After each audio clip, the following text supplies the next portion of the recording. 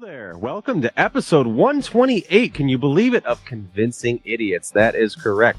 So, this week, as always, we're doing some idiot reviews. We're also having some Grammy discussions as well as some Grammy debates. Following that, we're going to be discussing some popular MCU/Spider-Man rumors. Very exciting stuff there. Make sure you check that out. And then, finally, for our main segment this week, we are talking all things traumatizing content that we saw as children and perhaps as adults, and things that really stuck with us. So if you dare to delve into that, stick around till the very end. So without further ado, this is Convincing Idiots. Let's start the show. All right, test. Test. Test. What do you call it again? Convincing Idiots. Called it ham gravy. I informed them that I sided with the Statman, not just anyone's opinion, the Statman Brian Fisher. These kids today, Jingle All the Way is in fact the best Christmas movie of all time. I need to get Grandma a present, and my herpes is flaring up. I got it. Mm-hmm. Yo. I'm the millennial We're Santa. three friends representing three different generations. That's our whole shtick. That's our thing. Mm-hmm. Nick got the whole poop. mm-hmm. I'm standing in the sea Awesome. breeze, holding a turd, just mightily. I'm just going hitting hats. Anyway, on a lighter note, Well, hello there, ladies and gentlemen, boys and girls. Welcome to the podcast. Welcome to the vodcast. Welcome to the broadcast. Ladies and gentlemen, welcome to the show. This is Convincing Idiots. I am a millennial named Nick. I'm Brian Gen X. And we are without our resident Zennial Dean this week. But for those of you who have joined us before, you are well aware that we are Convincing Idiots. We are a weekly podcast, typically of three different friends representing three different generations. And we get together and we talk about nerd and pop culture things and things like that. So if you have not already done so, please go like, subscribe, rate, review. Find us on all of your favorite social media platforms, all of which you can find links to on our Linktree. So just go to Google and type in Convincing Idiots Linktree, Linktree, and you will find all of the social media accounts that we have. You can do all the things that I urged you to do already, like subscribe, rate, review, love it, leave comments, all that stuff. Subscribe. You can also find that information and so much more on our website, which is convincingidiots.wordpress.com. You can find all of the links to the social media accounts. Like I said, we also have our merch store there as well. That is also on our link tree. Our Gen X Brian there is sporting a lovely Convincing Idiots podcast tee right there, which you too could own. I can't promise you'll look as good as Brian does in it, but you can certainly try, and we would applaud the effort all the same. You can also find us on Boss Code TV, Boss Code Media on your smart TV or on your app store, on your smart device. Boss Code Media is a platform featuring a lot of original content creators, such as ourselves, and our pals on it came from Gen X, and so much more. So please go check out Boss Code TV, Boss Code Media. And like I said, merch store is up. You can subscribe to this podcast each and every week and hear a brand new episode. We are on almost every podcast platform you can think of. We're thinking of you out there. You know, we're considerate fellas. We like to make sure that you're taken care of. We feel good to take care of your needs. So,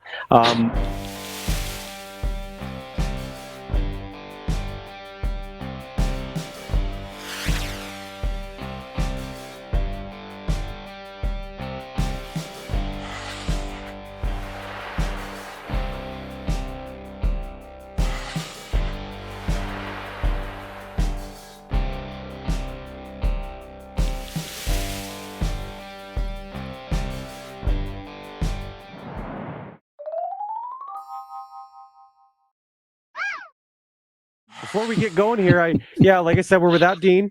We miss Dean very much.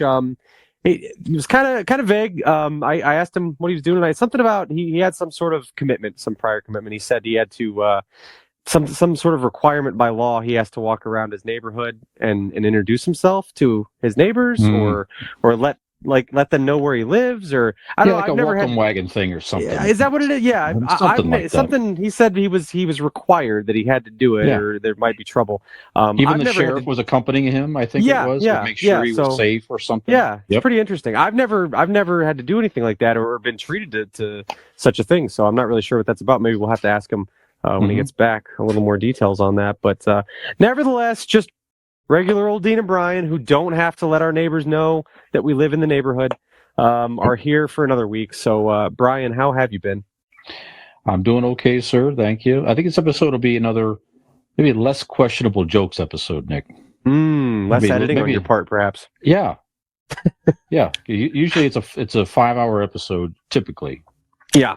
And then we have to edit Dean down, and you find a couple hours of between entertaining where he's entertaining and we're always entertaining, but he's right. it takes a while. So like I said, it'll be easier. It's nice for the Super Bowl weekend. I don't have to do as much editing and that type of thing. So think of all the time you'll save by not having to put in cricket sounds into every time after he speaks. That's exactly. What are you gonna do? What are you gonna do with all this? Actually, I'm more curious. Not that I'm not interested in what you did in the past week, but I'm really going to be curious next week to find out what you did with all your free time.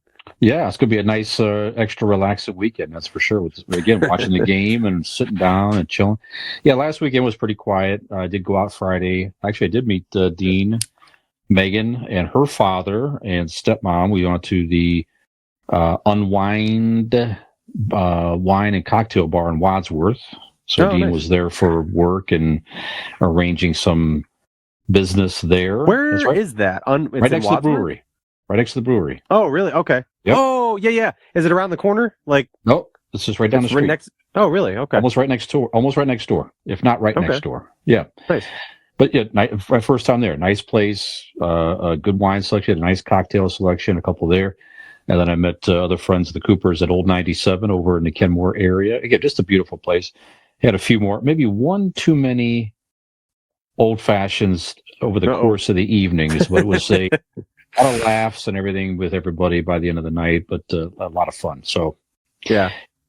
But that was it. A fairly quiet weekend from their house projects, that type of crap. And then, again, as I mentioned, obviously get ready for the game. This was Saturday, Kiss Tribute concert in Akron, so that'll be fun. Yeah. Local band also out of Medina, actually. Mr. Speed, they're called. It's the closest thing you're going to get to young Kiss in the Northeast Ohio area. These guys dress up just like, Kiss from the early 70s. They look the part. They sound great. They got the mannerisms down. Did you ever see these guys? I have. I've seen them actually at Lock 3.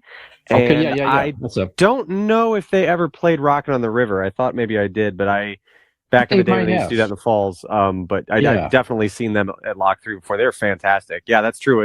If you're standing far enough back, really, you're like, I mean, you could very easily be fooled that it was them, because they really, like you said, they have the mannerisms down and everything. I mean, they really study those guys. You could pull off the Paul Stanley impression as well, but the guy is so funny. He has the New York accent, Paul Stanley, the whole bit, and he's just like, "Where's this guy from?" Yeah, Medina, Ohio. It's like, oh yeah, it's the farthest place from Brooklyn. One of the farthest places from downtown Brooklyn, I'm sure. But anyway, so that'll be a lot of fun. So that's what's up with me. How are you, sir? Nice. I'm good, man. I'm good. Relatively quiet weekend for me as well, but Saturday we got to go to the Cleveland Monsters game. Oh, yeah. So pictures. Yeah, it was actually, they were, the last few years, they've been doing this thing, which I absolutely love. Growing up, the minor league team in Cleveland was called the Cleveland Lumberjacks, which you see there in my hat right there. Yes. And it's really been nice over the last, I don't know, maybe 5 years or so.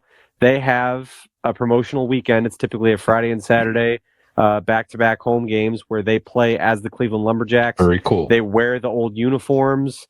They play even on the Jumbotron, they play the old intro that they came out to. Very nice. In the 90s, the computer animated, real, hokey looking Buzz the Beaver just skating through the woods and chopping down trees. And it's really cool. So, yeah, it definitely brings back good memories from when I was a kid. We went to Lumberjacks games constantly. I mean, once I really started getting into hockey, and that was just something that me and my mom and dad always loved to do together, and just go to the games. It was a fun night to hang out, fun night out, go get something to eat, and just go to the game. And they were a lot of fun to watch. So same thing with my family. I we like to go to the Monsters games and stuff like that. And so going to Lumberjacks game was cool. Robin wasn't feeling good. We took my mom but Nice. my mom really enjoyed it because, like I said, she was always at those games too. So, yeah, really, really fun time at the game. They did not win. They won Friday, I guess, but they lost Saturday. It was a close game, but it was a good one. Good times. But yeah, man, other than that, not a whole lot. I just been hanging around. Took my Christmas lights down today since it was beautiful weather here in northeastern Ohio today. So finally got that accomplished. So feeling pretty good. Feeling pretty proud of myself right now. Very good. Excellent, man. So I don't know if you... Probably the camera won't pick it up here, but it's very windy outside here now too. So I don't think it'll pick up on camera, but it's blowing pretty hard out there. As I think that ties into perhaps why Dean's going around and just introducing himself in the local neighborhood, something like that. Yeah. My memory's a little bit fuzzy, but yeah. All right, sir. Well, it's been a week since we shot our last episode here. When we get into idiot reviews, then, sir, have you seen anything worth noting? Go right ahead. Please. I have. I watched a documentary on Pamela Anderson. I don't know if you saw this on Netflix. Oh, yeah. I think it's just called Love Pam or Love Pamela or something like that. Pamela. I think you're right. And it just, it was really good because we all know, I'm sure anybody listening to this podcast is, at the youngest or, somewhere around my age. And everybody, Pamela Anderson was just a cultural icon with Playboy and Baywatch. And then, of course, the relationship with Tommy Lee and everything that went along with that. And Kid Rock and her marriages and all that stuff. The sex tape, obviously. But it was a really, really great look at her time in the spotlight from her eyes and kind of hearing about her background and her ambitions really to be a serious actress and always kind of being, put in these certain roles, the way her life played out and stuff like that. And she really does. I think we talked about it on a past episode, and I think you even said it, like she just comes across like a really sweet, kind person. And she definitely does in that. You really, when you watch it, you feel really bad for her, I guess, in a lot of ways, because you just kind of feel, I don't know, I kind of got the impression that it's almost like, we as a society and culture and just, like in a lot of ways just took her and used her up, you know what I mean? Like just kind of, she was exploited in many ways for many things. And I mean, stuff like Playboy and stuff she did on her own accord, and she talks about that and being young and going out to LA for the first time actually leaving Canada at all, and just feeling free to explore her sexuality. And she never thought of herself as a pretty girl, so it was just kind of this eye-opening thing for her. And when she talks a lot about the relationship with Tommy Lee, it's sad because you can tell that she's still like them, both of them. They both always speak fondly of the other. I think there's a lot of love still there. Things just didn't work out, or it was the wrong place, wrong time. But when she recollects back on her time with him and how special that was, to her and everything. And there's different moments in there where she starts to get emotional and she's like, it just sucks that it didn't work out because, she's watching these old tapes of them and things like that. And their home videos and when their boys were little and things like that. So, but it was just really good. It's a good watch. I mean, it's nothing earth shattering that you'd have to see. A lot of the stuff in there, because if you follow her career, she was in the limelight so much. But that was a really good watch. So I definitely recommend it though. It was fantastic. I mean, you don't even have to be like a massive fan of hers or anything to want to watch it. Just really interesting, different side of her that you don't typically get to see. So yeah, I would love Pamela on Netflix. I'd recommend that. And then also I'll just add there. Sorry, Nick. I just want to add. I've seen her. I haven't seen that yet, but I've seen her doing the talk show circuit to promote.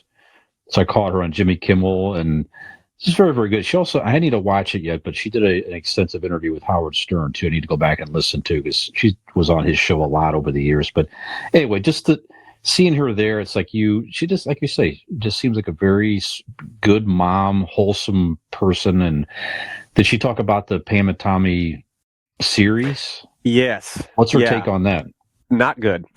Oh, really? Because she, I mean, I guess, that's what they do talk about the sex tape on there and stuff. And she's like, when that came out, she's like, I still struggle with it. Like, I just, the amount of, like, just, you're totally violated. Someone has not only stolen your property, but has put your very intimate things out there. And, and they're like, I mean, she's like, yeah, we struggled through it, but, Tommy didn't struggle like she struggled. Tommy was a hero. He was a rock star. He was, Right. he's legendary. And but her, it's, when you're a woman, you're, called names and you're treated like, you're being overly promiscuous, or that you're asking for all this attention because of this and that and the other. And it is really sad. I mean, there's definitely, you could draw a lot of parallels to that dynamic and the dichotomy of that and what society does to the way we treat women versus men in certain situations, and the types of bias that go along with that.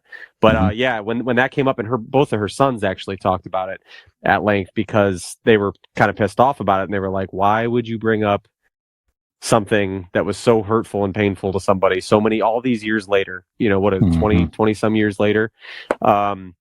And so, but yeah, she's like, I won't watch it. I don't want anything to do with it.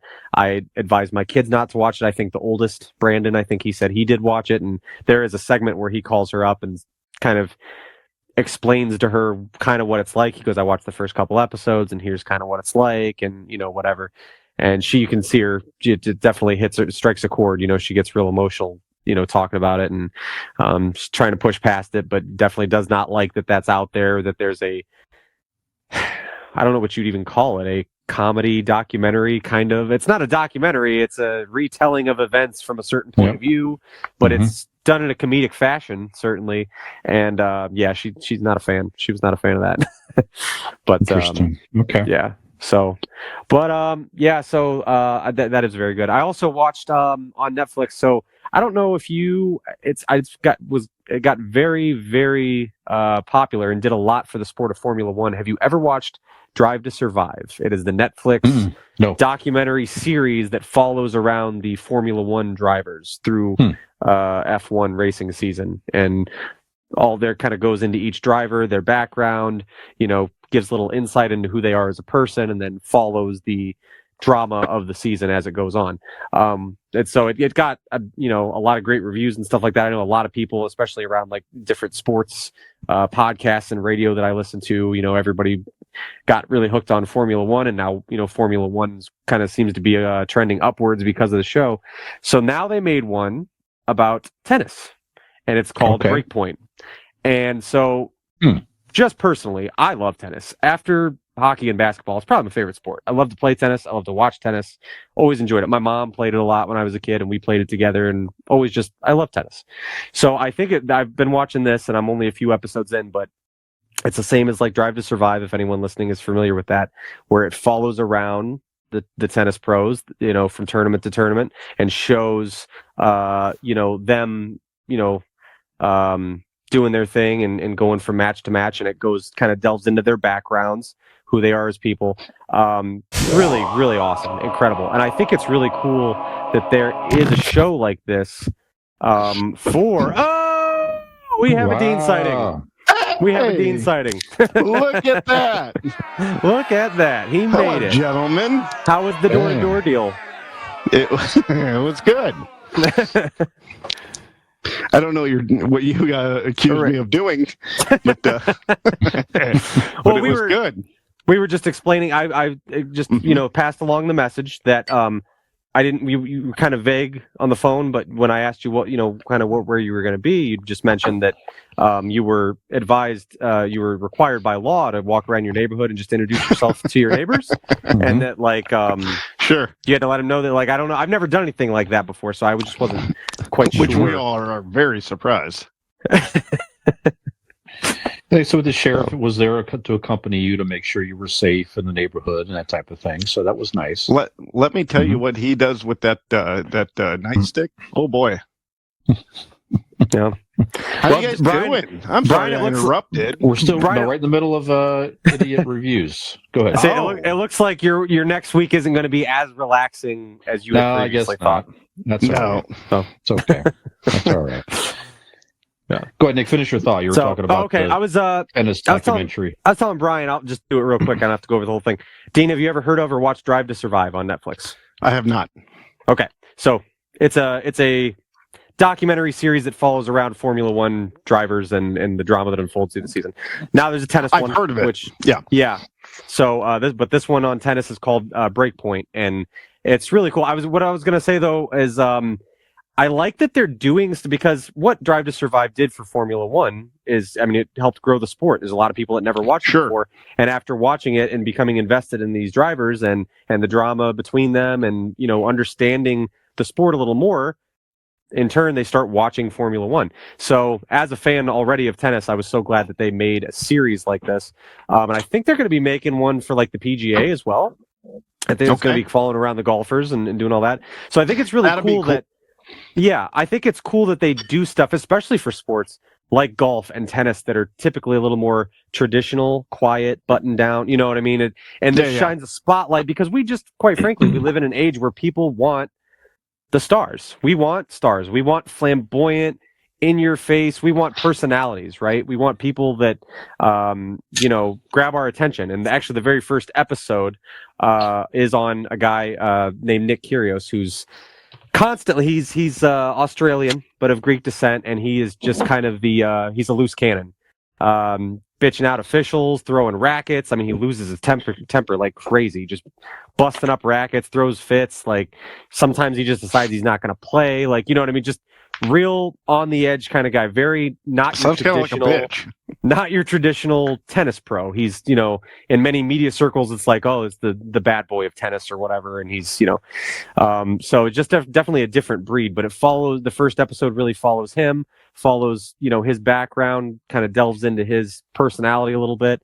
But yeah, man, it's incredible. But I think it's cool to like shine that spotlight on sports like golf and tennis that typically you're not getting a lot of this all-star. Right. I mean, people know who's like Serena Williams is and Rafa Nadal and, because they're big names, but we don't know. I mean, other than the Williams sisters, we don't know a lot about these people or kind of where they come from, what their day-to-day is like. And I'm a sucker for anything sport content related and anything, any documentary for the most part. So this is kind of a happy marriage of all these things. So inject it right into my veins. But yeah, Breakpoint on Netflix has been really good. And then I heard that they're going to do a kind of one of the same thing, but for podcasts. They've contacted me to do like a behind the scenes, to show the real animosity. Is that where they talk to Brian and make you stay behind the scenes? Yeah, like over there. Yeah, I didn't like it, but I thought it'd be good. It wouldn't have been so bad, but like. Every time I heard the word Dean from like the interviewer's mouth, like I was overhearing this, I heard the F word like every other word from Brian's mouth. It was discerning. That's about right. I mean, the main thing I heard was I want to fuck him, but other than that, it seemed bad. Something like that, yeah. Something like that. I don't think it really aired on PBS like they're trying to, but we'll see. A lot of beeping. Yeah. Brian knows that pain. He was beeped through the whole episode. Yeah. Just watch for that. Yeah. Yeah. Brian, what about you? Did you watch anything good this week? I've been watching, I guess, a lot of Pedro Pascal stuff. So, did you watch the SNL episode? I did. Fantastic. I'm so excited. I loved it. That was one of the better episodes in a while. I thought so. He's great anyway, and then actually had some good skits around him to utilize, and he's funny. Mm-hmm. I especially like the Mario Kart parody. That was terrific. That was, if you haven't seen this, go watch it on YouTube. So I saw they were doing memes of it, and they're like with him like sitting there kind of hunched over. They're like, "This is the live action Mario we need to see."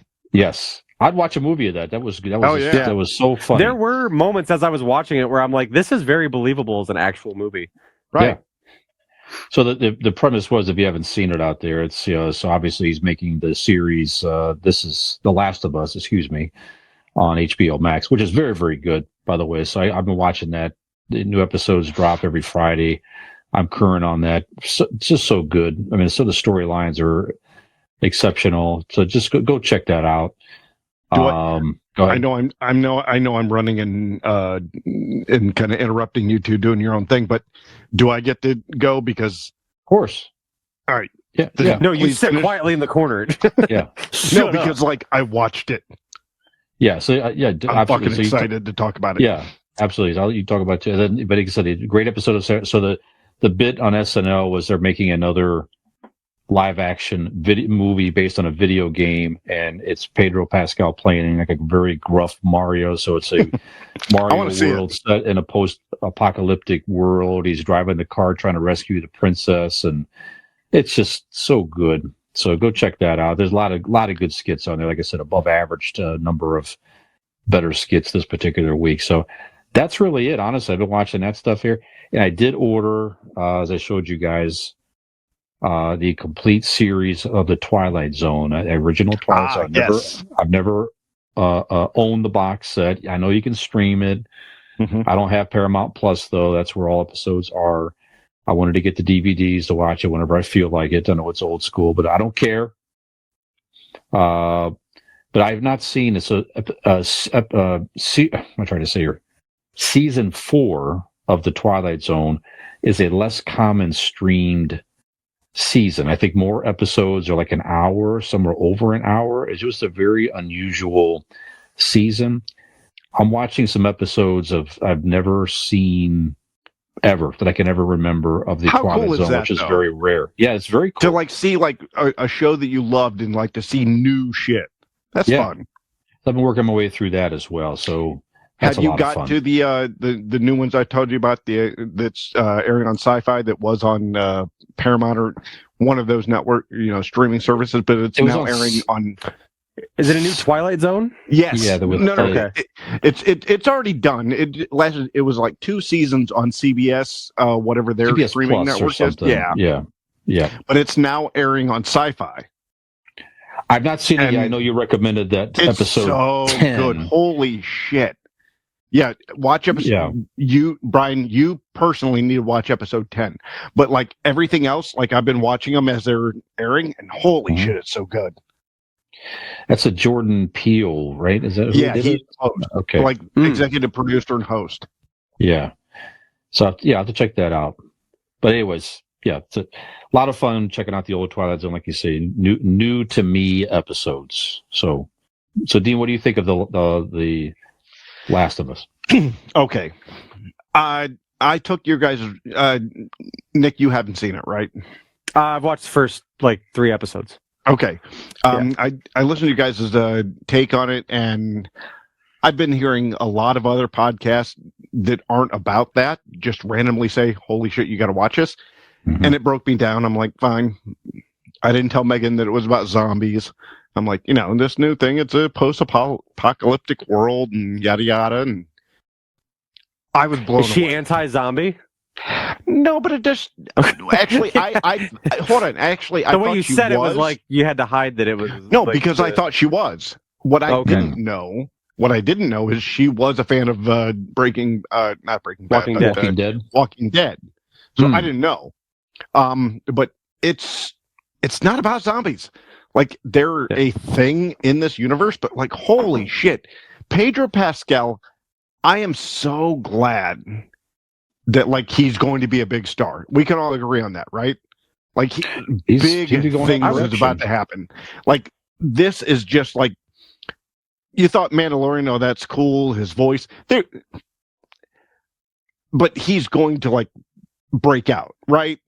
I mean, he's a really fucking good actor. I mean, it seems to be on that trajectory. Absolutely. Yeah. I mean, he's. So now I can say that. Is there some times in the in this series of Last of Us where you hear the Mandalorian where he whispers something like he's and don't do that and I giggle. I'm like, yeah, there he is. Yeah, that's Mando.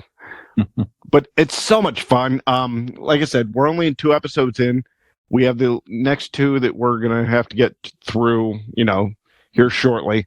But it's so good. It's compelling. Like it takes you. It was like Breaking Bad, where like right off the bat, like it punches you in the nose within the first episode. You're like, all right, I'm in.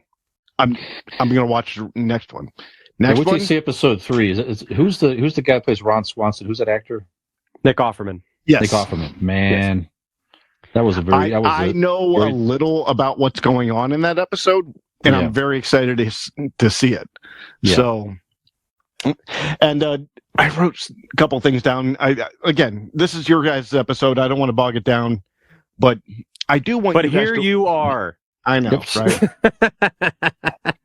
Well, we didn't think you could make it, so that's why Dean came in late. So not you're here. So it's our episode as normal. So don't keep going. All right. So I know I've talked about it before, but Quantum Leap, the reboot of Quantum Leap, not reboot, the sequel Quantum Leap. This week's episode, actually, if you're listening to it now, you have to go back and listen. But it is Let Them Play is the name of the episode. Mm-hmm. It is based in 2003. So he leaps back to a basketball coach of a high school in 2003, which is so cool because you now get to see these, like the original. You're seeing him go back to the 50s, 60s, 70s, whatnot. This is him going back to almost recent, but it's still 20 fucking years ago. Mm-hmm. But the beauty about this episode is that his daughter is on the basketball team, and she's transgender. Mm-hmm. They do it so well. Because you could take a lot of those. You could take that idea and that concept, and kind of ham-fist it, and kind of step around the idea. But they do it so well. It's such a beautiful episode. They take Ben Song, the main character, and put him in the background. It's this girl's episode. This transgender girl's not only actor but actress, and it's her episode, and it's so beautifully done. It's touching. It really makes you think. It is, Nick. If you're going to watch an episode of this ever and not watch any more, I want you to watch this episode, and then just don't watch it again. I don't care. Just watch this episode. Okay. It's a beautiful episode, done beautifully by beautiful actresses and actors. It's fantastic. It really, I thought a couple episodes ago they really kind of hit their stride. I was wrong. This is where Quantum Leap thrives. Quantum Leap thrives in the human character and aspect. It thrives in like the heart-wrenching, but still there's a little comedy and drama and stuff, but like it's always, ever since the 80s, it's always it's thrived in like, how do we succeed as human beings with adversity of any sort? And this episode really hits home for like what Quantum Leap should be. You know what I mean? That was almost word for word some review we had on from our podcast on Apple Podcast, I believe. Sure. It's very similar. Yeah. I can believe that. Yeah, I'm glad we're helping. Yeah, absolutely. Yeah, good stuff. All right, well, good. So you highly recommended from I had a couple of things, but I'm not going to, bust it out here. They weren't much, but. I did want Nick again. Please search this out. This one episode. What's it called? It's Let Them Play. Let Them Play. Okay. It's the most recent episode. It's every Monday. So if you do it this weekend, it's the most recent. Okay. You might have login information for a cable company. Right. I do. What channel is it on? NBC. Oh, okay. I Peacock too. So okay. It'll definitely be there. Yeah. But and I want you to let me know what you think. Yeah. Because I know you. I've made jokes about you being woke and young and stuff, but like I know your personality and I know your character and heart. I want you to tell me what you think of this episode. Is it ham-fisted? Do they do too much? Do they? You know what I mean? I'd like to know what you think. Yeah. Okay. Interesting. Yeah, I'll check it out. All right. So, all right, very good. what a great way to like go around just to make Nick watch Quantum Leap for the first time. None of this is about anybody transgender. He's fucking lying. This is not It's about a clown just fucking some guy in a shitting on leather the jacket time street. traveling. What the fuck is this? So so at least you've seen the old posters. All right. So yeah, I saw the guy on your shirt, but that's true. All right. Fair enough. You don't disrespect Dr. Sam Beckett. All right, so but guys, that's everything I got. Very good. So we are whole again. Dean is back with us for the rest of the episode here, so we're going to take a break.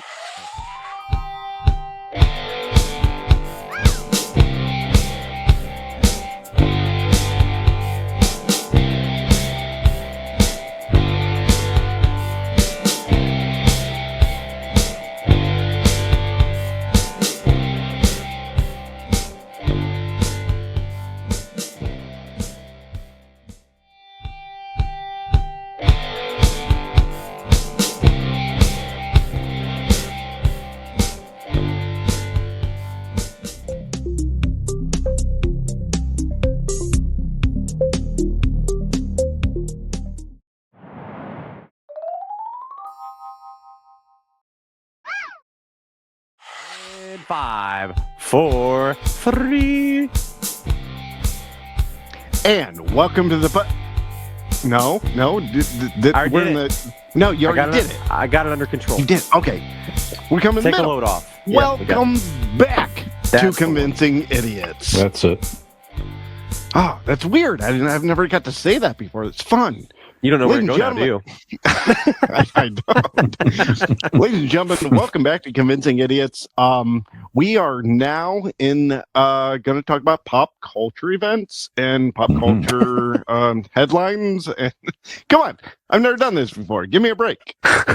Laugh at me, you sack of Nick. I was laughing something I was thinking about from earlier. Now we know. No, it was when Dean fucked up the part of the podcast. Now we know why. Now we know why. I need you to, Nick. I kindly need you to tongue punch my fart box, if you would. Finish him. Ladies and gentlemen, we are back, and we are now going on to talk about pop culture headlines, right? Yes, that's right. Brian, what do you have as the Podlander? What do you got for headlines? All right, so we do have to start with a couple somber. We don't have to start with this, but we will start with a couple somber. But he likes real sad shit, so well, I do like to recognize. But we like to recognize people who passed on in the world of pop culture that might have been a bit more known and so forth. So we lost recently Charles Kimbrough. He was a Tony and Emmy nominated actor. Played a straight-laced news anchor opposite Candace Bergen on Murphy Brown. So he played Jim Dial was the character's name for 10 seasons from 1990 to 1988 and 1998. He earned an Emmy nomination in 1990 for Best Supporting Actor in a Comedy Series, and he reprised the role when they redid it in 2018 for a few episodes. So if you watch Murphy Brown at all, you know exactly what I'm talking about here. If not, if you look him up, you'll recognize him. So I never watched the show that much, but when I did watch it a few times, again, it was a very solid. I mean, any show obviously to last on network television for 10 years, that's pretty darn good. And that was definitely known as a very good show back in its time here. So did you watch that, Dean? Were you a Murphy Brown fan or not so much? Yeah, no, I watched Murphy Brown probably the last half of its run. Mm-hmm. I got to the certain age where, I was starting to, that was kind of my, whatever you want to call it, calling, or what I wanted to do was, news and broadcasting, of any sort. So obviously you've achieved that dream. Of course. Welcome to the top of the mountain, my friend. This is where we are. Well, it's so bright up here at the top. Jesus. No, but Murphy Brown was, when I was younger, it was the old person show. And then when I got older, like I said, through the second half, I started watching it and I realized, holy shit, it's funny. Like really funny. Like, and what I had said last week about I'm sorry, blanking on her name, but Shirley. Cindy Williams. Cindy Williams. This, same as her, this guy was like the best foil straight guy for Candice Bergen.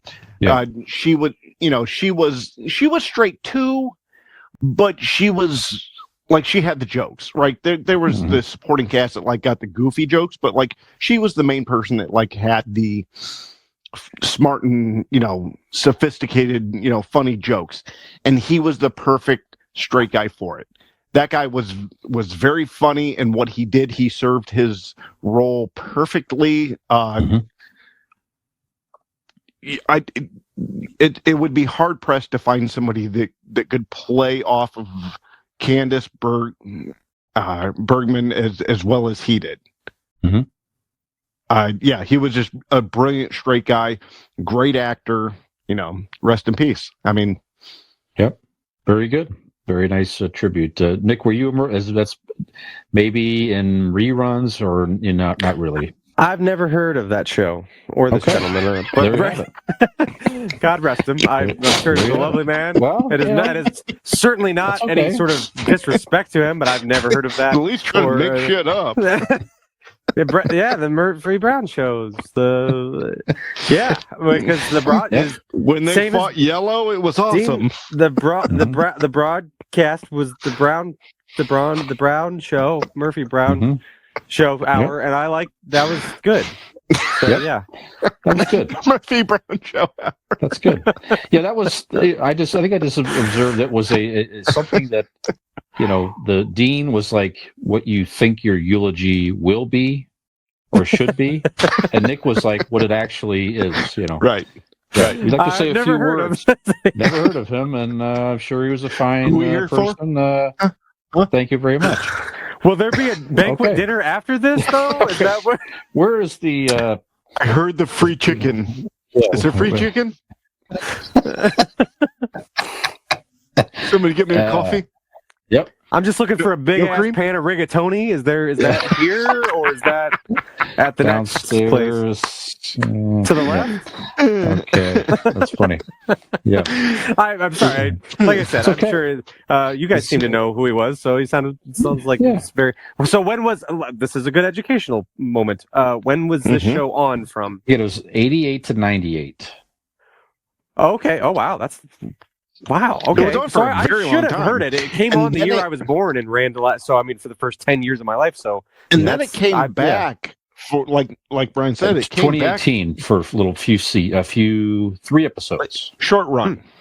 Okay. Yeah. Okay. Might have been something your parents maybe watched, Nick, or something like that, perhaps. I don't know. Yeah, it could be. Okay. His dad was a Kiss fan. I don't think he was watching Murphy Brown. Maybe I'm going to take a wild guess. Maybe not. Maybe mom. Maybe watched. Maybe mom. Jen watched. Yeah. Okay. Now, Nick, you shared this with us in our chat. That's okay.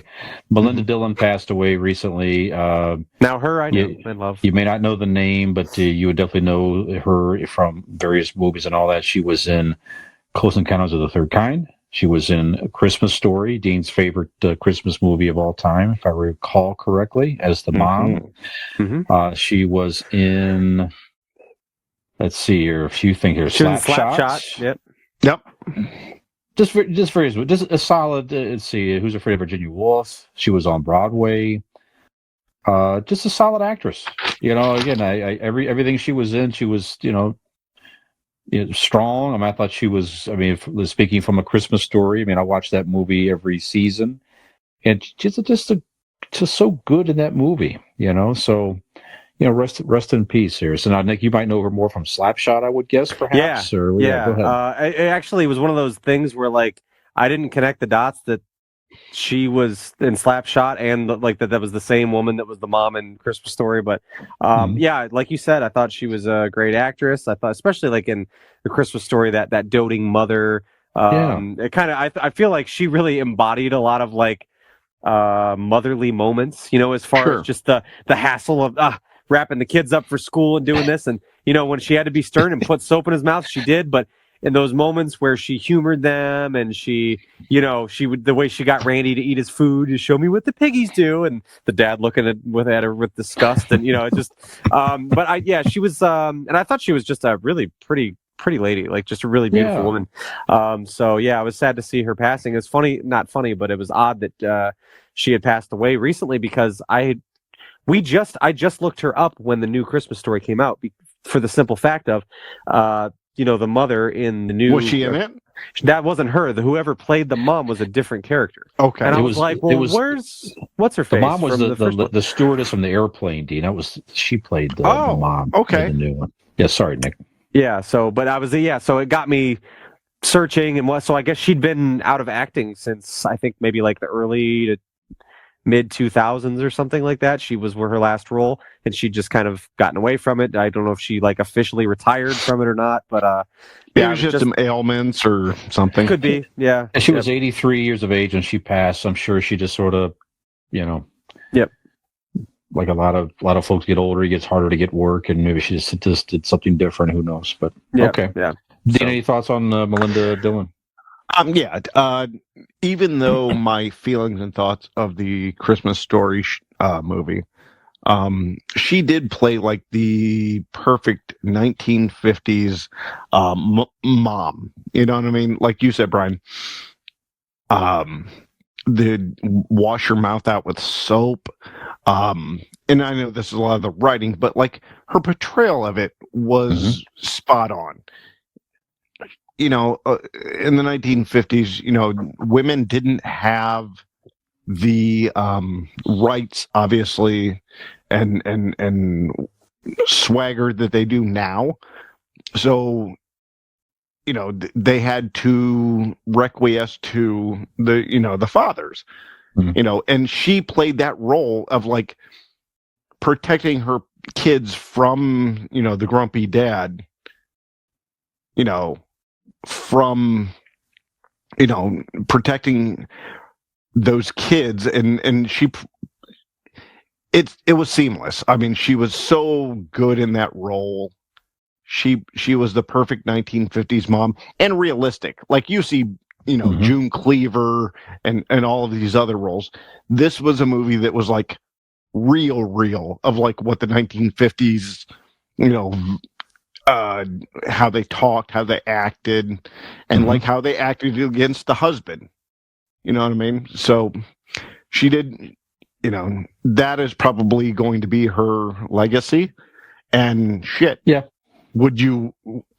Can't have worse. You know what I mean? It was beautifully acted. She's a great actress. In every role she's had. So, rest in peace. She's great. Yep. Very good. Excellent. Okay. Agree. Here. That's right. Here.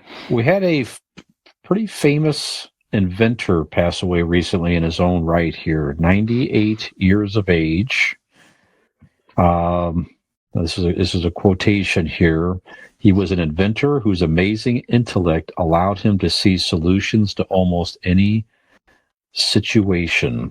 So, Sam Bourne passed away. No, I'm sorry.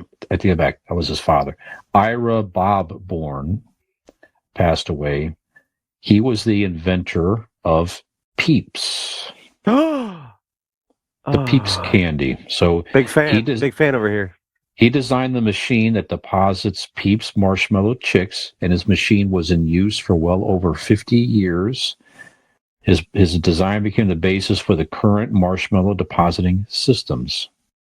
So, so he was an engineer. He built a machine to make the marshmallows quicker, churning out the candies in under 6 minutes. I mean, if you look at the chicks, I mean, you see it. It's just kind of folded over, sort of, to make the quick. Chick. Yeah, it's like an S kind of form, Right. Yep. So let's see here. He one of the strangest candies. Probably the most strangest. It's like that is a candy where First of all, it's amazing events. Anybody that has that level of it's amazing to me. It's like he was faced with a problem, he came up with a solution.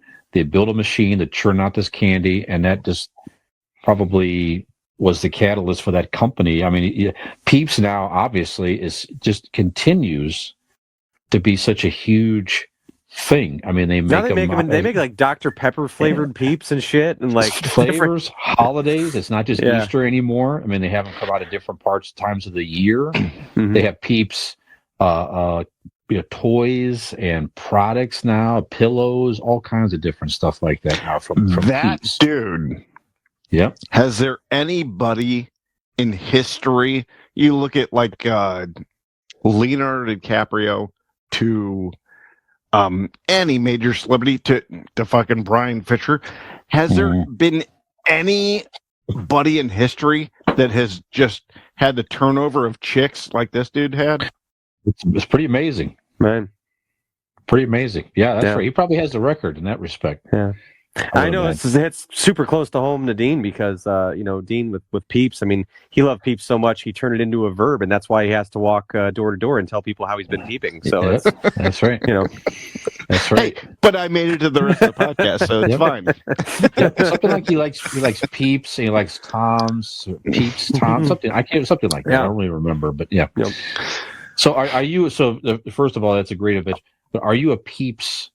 Nikki, I think you just said it here already. So you're a Peeps fan. I love Peeps. I go for originals though. Like I don't fuck around with like Dr. Pepper flavored, Java flavored, fucking whatever. Give me the traditional blue, yellow, pink, purple, sugar coated marshmallow Peeps. I would though chicks or bunnies. Chicks for me. I don't really care because it all tastes the same. Okay. But I would prefer to sink my teeth into a chick. But I would probably go that way.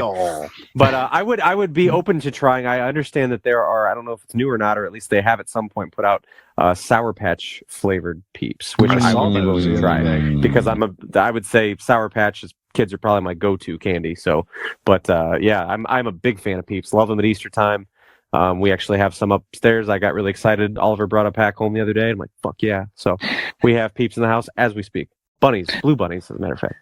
I haven't had a Peep in a. I used to think I did like them as a kid. My grandmother bought them, and then I went through a phase where I'm like, I'm not sure I like them. I just haven't had one in years. But right now, talking about it, I would really enjoy a Peep. Like right now, that sounds good. Yeah, Dean, are you a Peeps candy? Go upstairs person? And eat one in front of you.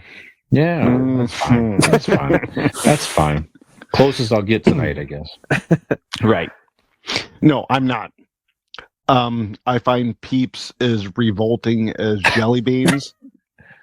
What? All jelly beans? You don't even like the Starburst ones? I don't like the texture of jelly beans. Oh, okay. Oh, man. I don't like the texture. I don't need sugar mixed in with my fucking marshmallow. It's a weird texture. It's a shitty flavor. I don't like it. But I mean, because we're gentlemen. Here's his eulogy of how. No. Let me finish. I don't like it. Let me finish. Let me finish. But because this guy passed, let me say that there is billions of people across this globe. Oh, yeah. Yes. That wait every year for the different. Not even the flavor. They're waiting for the shapes, like people do for the Reese cups, for the. The eggs to the trees to whatever, and they think that the shapes make a difference. It's a beautiful candy. People love it. Oh yeah. Just because it's not my cup of tea, doesn't mean I can't respect what that fucking dude did. So yeah. God bless. Godspeed, and very strange. My mom's dad, my grandfather on my mom's side, like he likes them stale. Like he'd always my mother Peeps and leave them out stale. And eat them stale, and it's the weirdest thing to me. My mom wants them like hard as shit. Yeah, that's weird. Not a sentence I want to say. Brian knows. Ham gravy time. Yep. All right, so I think I've just even seen Peeps cereal. Nick, if I'm not Yes. mistaken. Interesting, really. It's not Yeah. even. I have a 7 and 11-year-old, and both of them go, "Yeah, it's not good." I've got it for them. Okay. Well, it's February. We're going to see that stuff very, very soon. All the Easter spring shaped, the big egg Reese's, which are the best. Peeps, all kinds of stuff. Hey, Brian. It's probably the best time for candy this spring. Go ahead, Brian. Next to Halloween, yeah. Will you be my Valentine? Of course. Oh, look at that! All the time. Fuck you, Nick. It's the only reason I showed up here tonight. All right, see you guys. All right, so love is in the air, music is in the air. Love is in the air. That's right. Bum, bum, bum, bum, bum. Music was in the air also. Let's go ahead. No, if we sing too much of the song, it'll take us off YouTube. So that's right. I stop at a certain point. Yeah, that'll take us off for that versus content like normal. But they didn't take us off for this shit. All right, so there was music in the air last Sunday here, gentlemen. The Grammys, the 65th Grammy Awards were this past Sunday. And, I found myself, I turned it on. I was doing some stuff. I was doing podcast stuff and this and that and the other. I was doing a few things. But I had it on. It's the first time I had the Grammys on from start to finish in, I don't recall, maybe ever, frankly. Why? I'm not sure, because something last time I heard it, your TV was gas powered, but is that true? We got to put the kerosene. It's kerosene powered, actually. Yeah. Okay. My bad. Yeah. No, but I kept thinking I should turn this, but then something would kind of get my attention. I kept it on, and all the next thing I knew I'm like, well, I know we're getting to the big awards. May as well just kind of watch and be something to talk about or what have you. So I don't know, but. Some of the items of note, we're not going to go through all the awards or anything there, but Trevor Noah hosted. He did a good job. So Beyonce made history. She won a Grammy. So she has won the most Grammys all time, 32 awards. It celebrated 50 years of hip hop. So that was a very cool. So I'm sure you can find this out there on streaming or what have you, but they had a big, long performance of hip-hop artists throughout the years that came out. That was pretty cool. Was Grandmaster Flash I don't know all the names, but there were a lot of guys out there. That Public Enemy, Flavor Flav was out there with him. It was just people you recognize throughout the year. Queen Latifah. Will Smith? No, he did not make that one. I don't think he was invited for that one. Yeah. But that's interesting. Yeah. Salt and Pepper. Because what he did at the other award show, and because he actually is a big part of hip hop, history. Sure. I agree with that. Yeah, I wasn't making a joke. That I actually, because I didn't watch it, I was just kind of curious if they had him on. No, but if you like hip hop at all, go check out that performance. It's very, very cool. Kim Petras made Grammys history as the first transgender woman to win a Grammy. Viola Davis, she plays in the Suicide Squad movie. She's going to be in her own series coming up here. She won. She's one of the rare people. She's the third Black woman in history to achieve the EGOT status. So again, that is Emmy, Grammy, Oscar, Tony. Pretty amazing.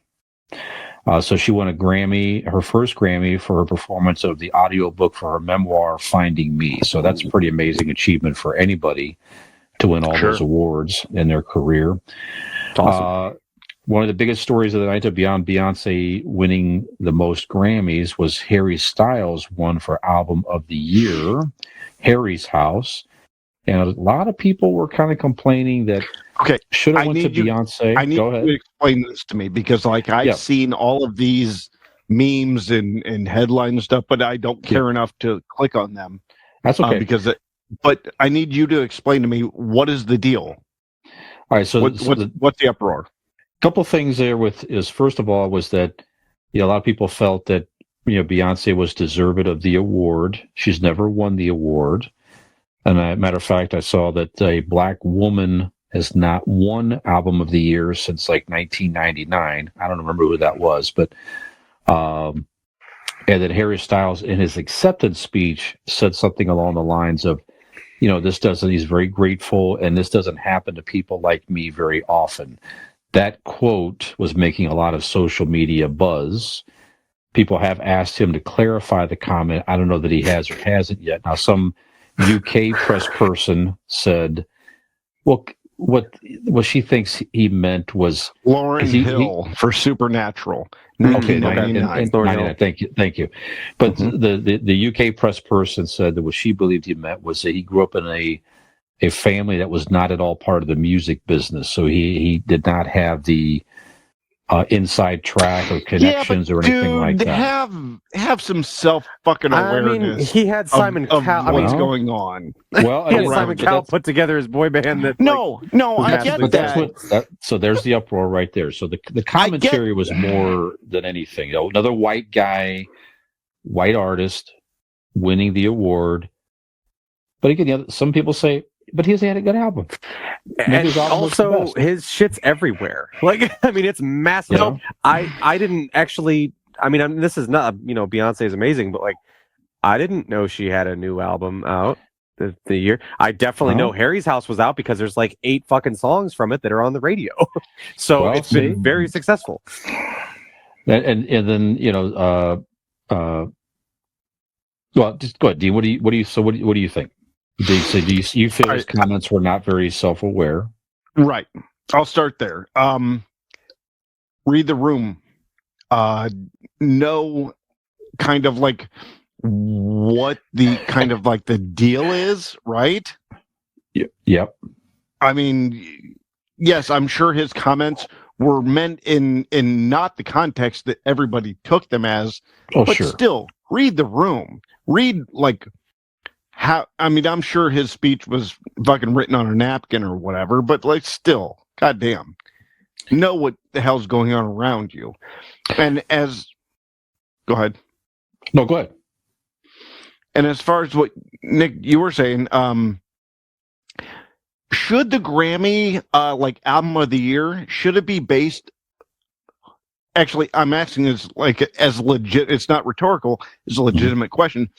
The album of the year, is it based on ticket sales? Is it based on downloads? No. Like, what is it based on? The people that vote on it, basically. Yeah, I mean, whoever, there's a group but who of votes people, on it? It's at like an academy type of situation. Yeah, like people like there are there are select people that get the votes, and those people vote for it. So it's at the it's subjective to whomever is that group of people that vote.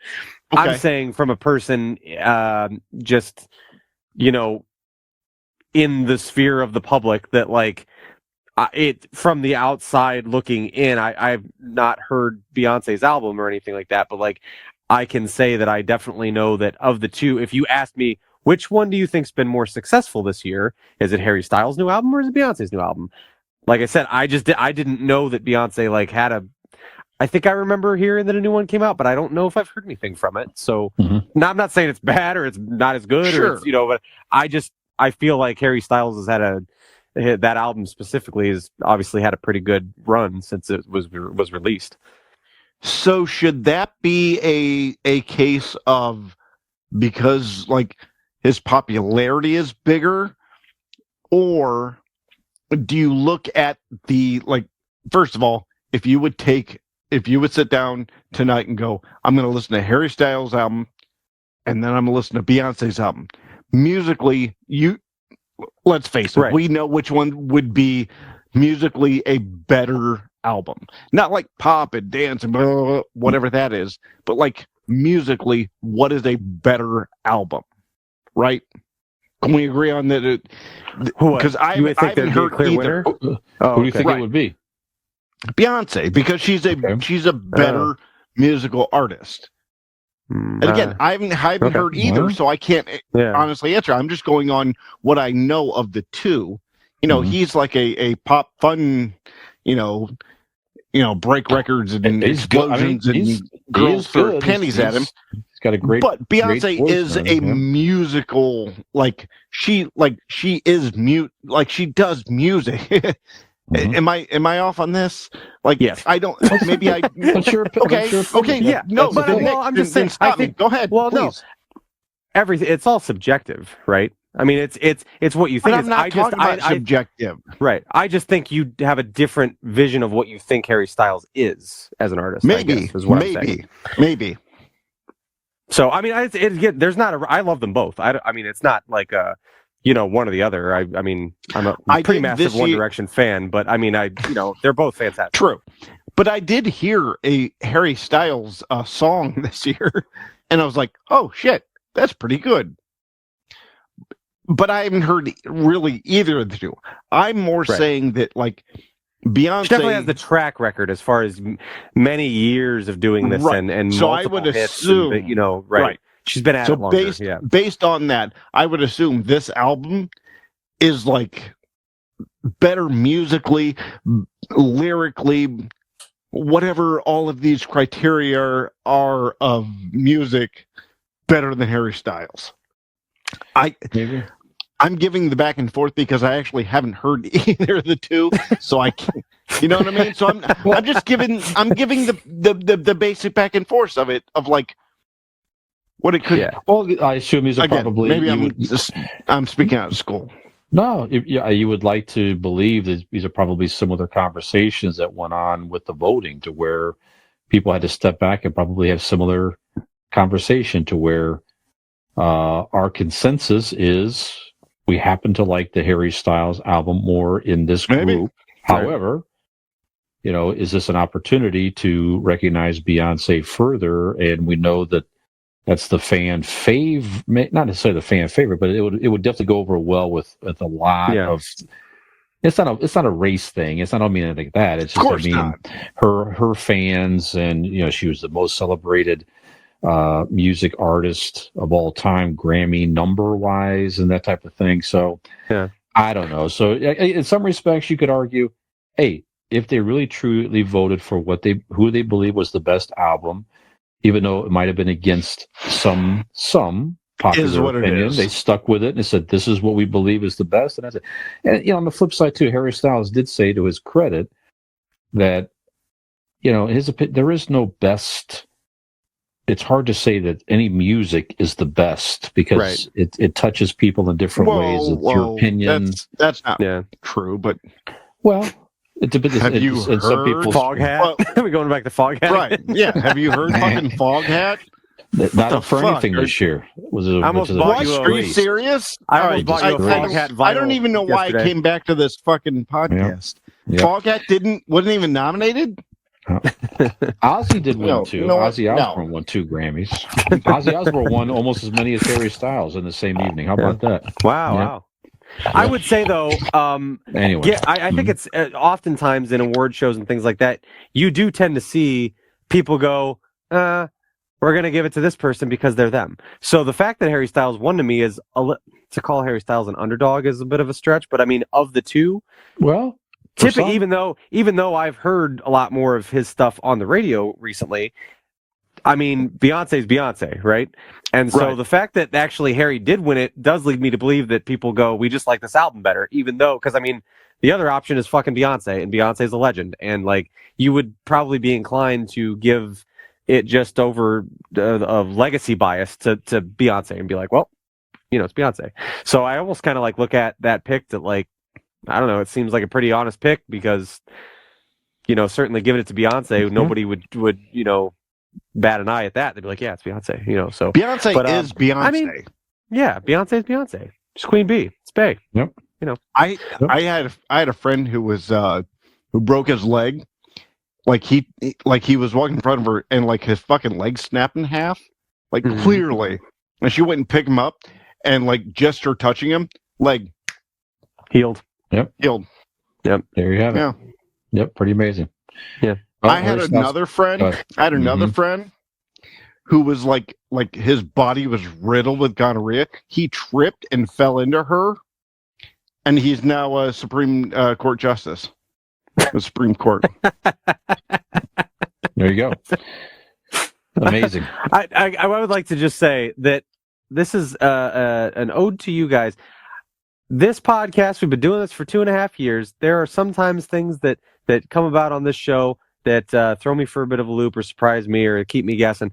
But never in a million years did I think the three of us would be sitting around debating Beyonce versus Harry Styles for album of the year. True. I never would have guessed that. So this is just yet another curveball. We keep you guessing. You never know what you're going to get. Never would have thought this conversation would have arose. But yet, here we are. 5 more Beyonce curing cancer jokes. Well, we'll save those for the best of. Maybe something like that. Yeah. Trust me, they weren't good, so we don't have to save them for shit. Yeah.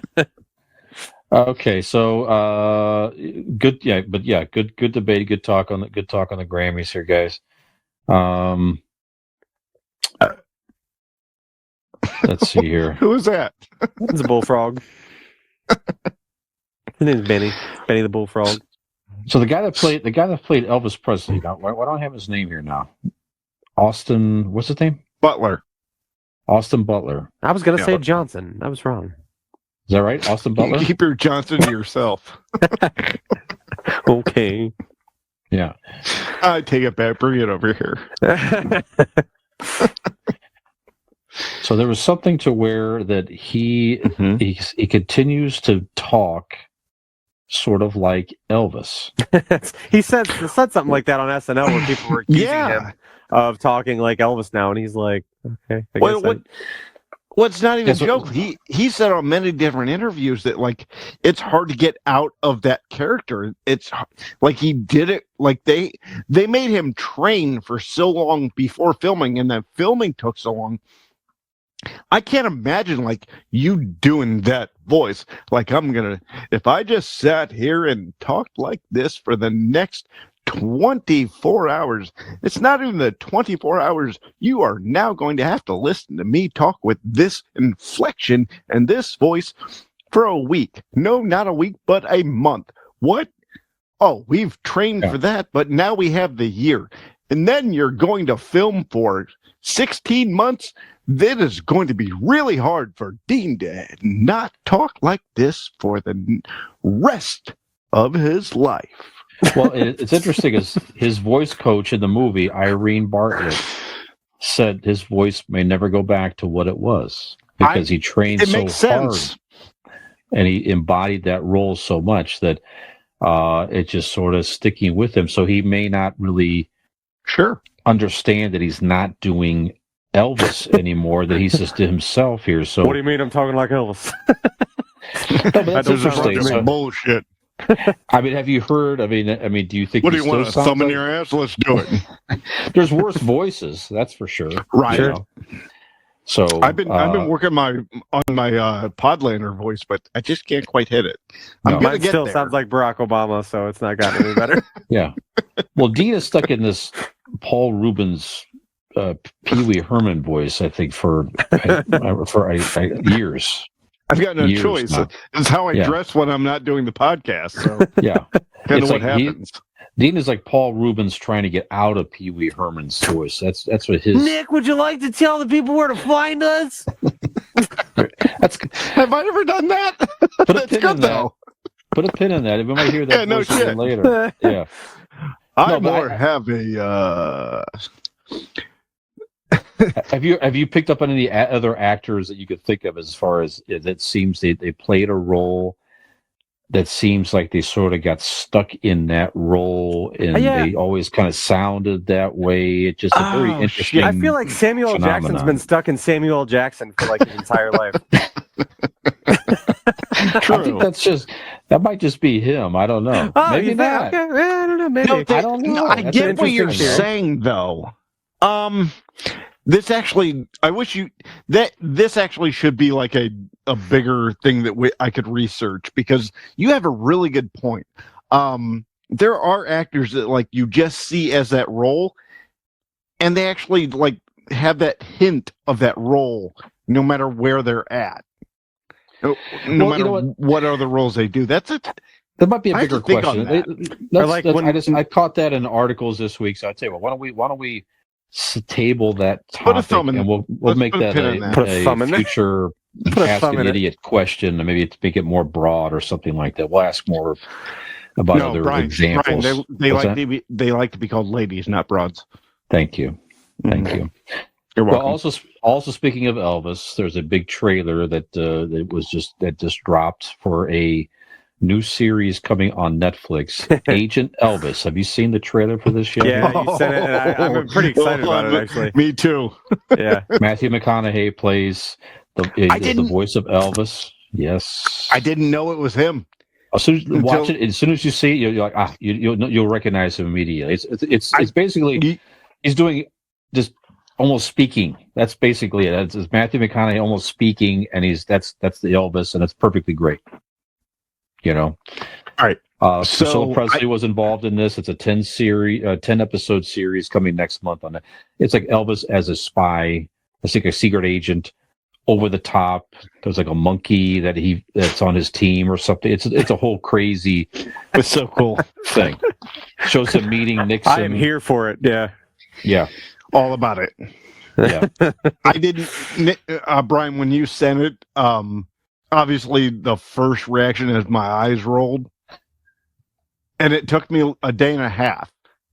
And like Nick replied, I'm all in. This is cool, and I'm like, fuck, okay. Day and a half now later, I have to hate it because Nick likes it. Right. So I'm like, all right, I'll play it, and I'm watching it until the end. It was so cool, like the animation and the action and whatever was so cool and fun. I didn't realize that it was Matthew McConaughey until the end when they said, Elvis is Matthew McConaughey. Yeah, I didn't either. It was awesome. I'm so in. Yeah. God damn it, I love it. I'm in. Yeah, it looks like a lot of fun. Now that is happening, obviously.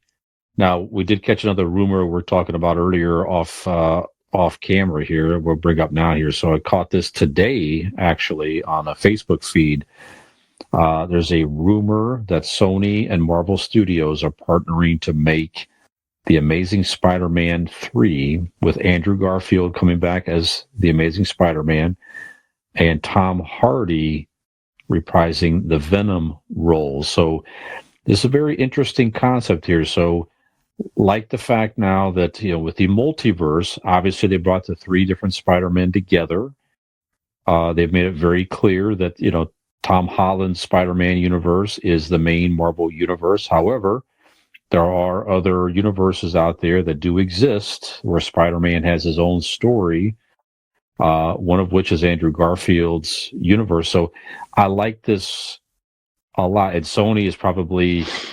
thinking of the piles of money they could potentially make with this one, to where why not continue that universe? Andrew Garfield certainly was a huge smash in the Amazing Spider-Man. People love to see him come back. He obviously redeemed himself. It was great. Redeeming himself, saving Tom Holland's Mary Jane and all that stuff. Just an awesome moment. And then, Tom Holland, a lot of people like him in the role, including you, Nick, of course. So, and then obviously, as Nick pointed out in the, they've certainly introduced the symbiote from Tom Holland's Venom into the current Marvel universe, and then we'll see what happens with that. But for Tom Hardy, Tom Hardy, I said yes. Tom Holland, Tom Hardy's Venom, yeah. So anyway, I think it's pretty neat. I loved Andrew Garfield as Spider-Man in those movies. The movies themselves were horrible. They were terrible writing and terrible storyline, but it certainly was not Andrew Garfield's fault. Yeah. Why not try to pick it back up? He kind of had that Ben Affleck and Batman kind of vibe going on, where it's like he wasn't bad as the character. Just the content he was in as the character was not good. Was not well done. Exactly. But Andrew Garfield as Spider-Man was fine. So sorry, I didn't mean to cut you off. Continue. No, that's it. Please go finish your. What else do you think about all this? Oh, I mean, I would be super stoked to see Tom Hardy Venom with Andrew Garfield Spider-Man. I never, at the end of No Way Home, spoiler alert, on the cutscene where we see Tom Hardy disappear, but a piece of the symbiote still remains in that reality, in that dimension, or whatever. With the Tom Hardy or Tom Holland, it is tricky. The Tom Holland Spider-Man. I never entertained the fact that they could still give us more Venom content with Tom Hardy in another Spider-Man. You know what I mean? Or outside of that. So I love it. If that was, I mean, I don't really care what version of Spider-Man it exists in. I just want more of Tom Hardy as Venom. I love him as the character. I think he's a perfect fit. I think he does it really well. And yeah, like anything that they can, if they were to pair him with the Andrew Garfield Spider-Man, that'd be incredible. Very good. Dean, what do you think? Yeah. All right. Let me, Nick, first of all, I'm going to start where you ended. Yeah. I think Tom Hardy should be part of the MCU. Mm-hmm. And part of whatever else they're going to do with Venom movies or Sony thing, whatever. Yeah, Sony should, but Tom Hardy should be part of both. It was a split of that symbiote, so it should be Tom Hardy's voice doing that. It could be. Yeah, that's my first opinion. I could see him serving as the voice because Eddie Brock is clearly not there anymore. But Venom has also bonded with other people. He bonded with that's kind of an iffy territory. He bonded with Flash Thompson at one point. Right. Which the current Flash Thompson they have in that universe, I don't love that. Like I don't see that happening. But again, different universes. They don't have to be the same story. Right. Mm-hmm. So I'm okay with all I want to know is I want to hear Tom Hardy's voice as Venom in the MCU. Yeah. And the other parts. Also, I need to see all of the Spider-Men. I need to see all of the Sony and MCU. We're now in the multiverse. Mm-hmm. Yes, give me Andrew Garfield, but also give me fucking what's his name? Tobey Maguire. Sure. Give me an older story Spider-Man. Give me like the oldest story of Spider-Man, like a run down done Spider-Man. You kind of like the portrayal in Spider-Verse where the guy that plays Nick on New Girl, where he plays Nick Offerman. No, well. No, it wasn't him. The guy that plays Nick Miller on the New Girl, I can't remember his name now. I'm sorry. But that actor was the voice of Peter Parker that had separated from Mary Jane and kind of lost his way. It was kind of sad, middle-aged Spider-Man. Yeah. That I want to see. We have the ability in the next, we'll say 15 years, to see every range of Spider-Man's history from different points of view, from different universes. Absolutely. I want to see all of it.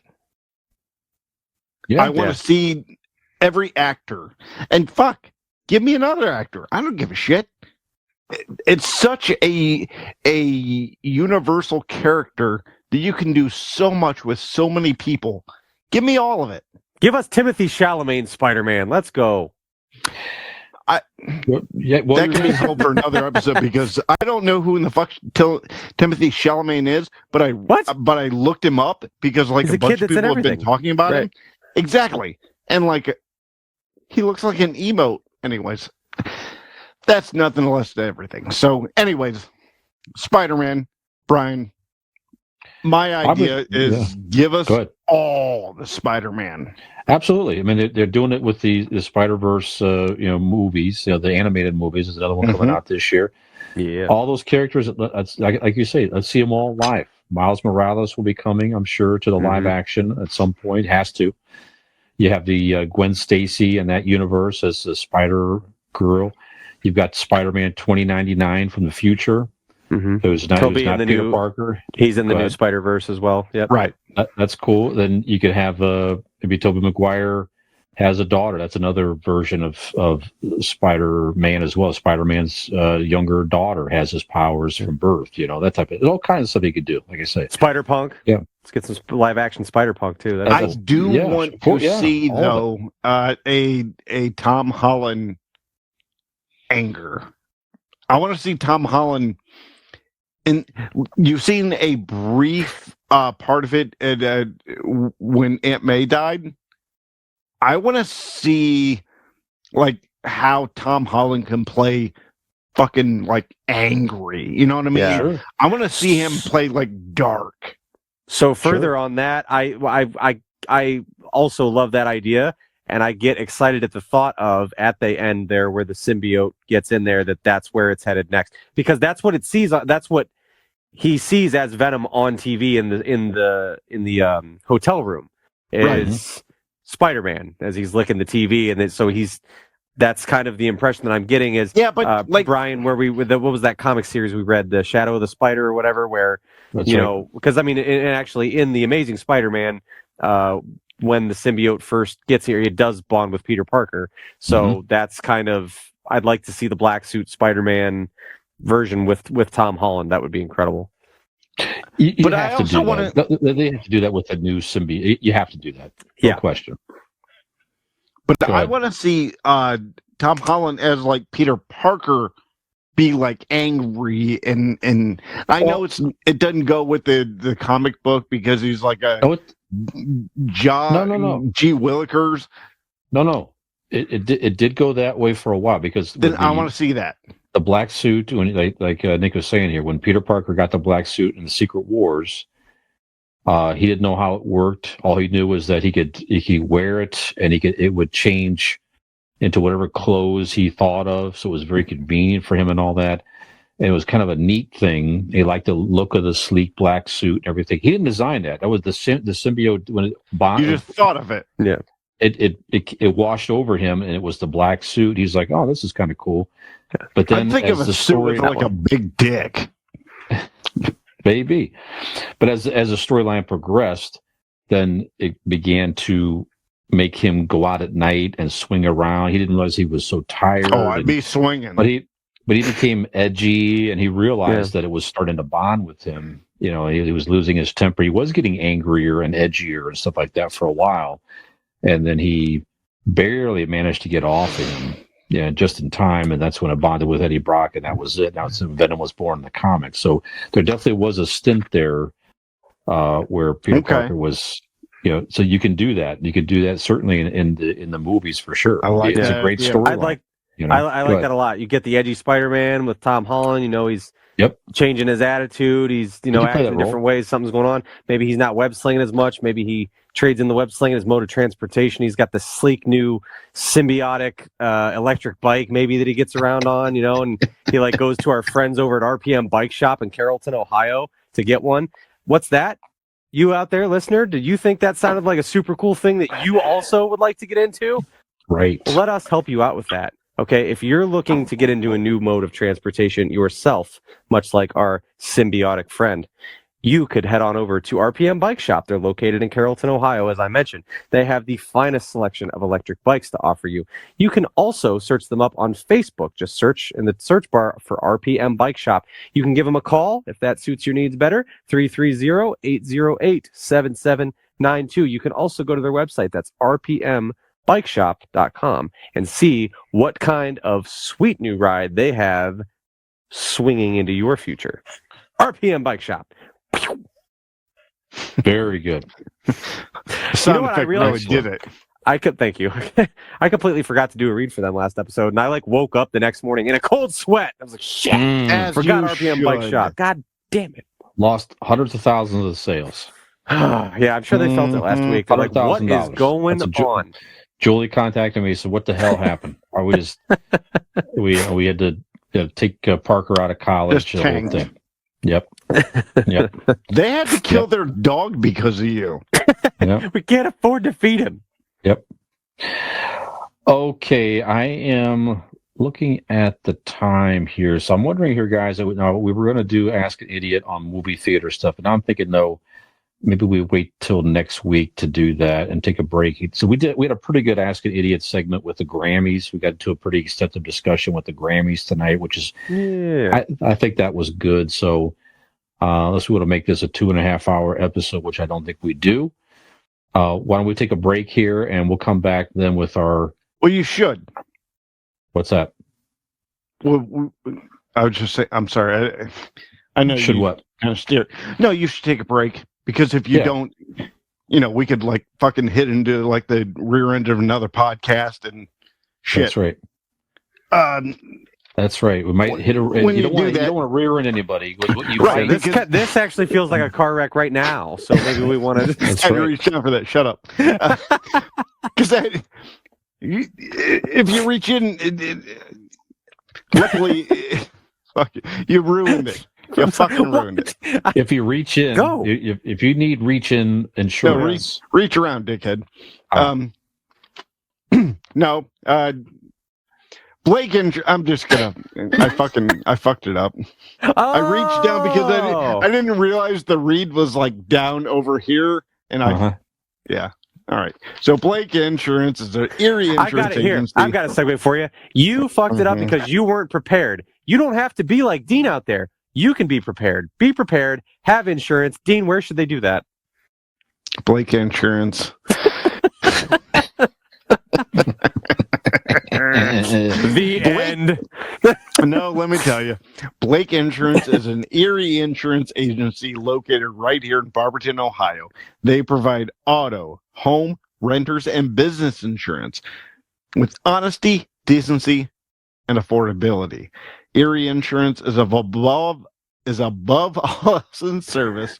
You want to call 234-571-5359 or visit BlakeInsuranceLLC.com for your free, what? I said it right. Free 5-minute quote today. And when you do, tell Aaron and his lovely wife, Tasha, that the idiots sent you. Excellent. One thing about movies is our main topic this evening, and that is, as kids growing up here, we watch movies, we watch television and all that, probably stuff that we probably may shouldn't have been watching, or maybe it's stuff that was stuff that's okay for us to watch rating wise, but something hit us and kind of traumatized us as kids, something that stuck with us all these years. And that could be a shocking moment or a sad moment or something like that. So everybody tends to have these. So we're going to talk about those in our main segment this evening. And we're going to do that right after the break.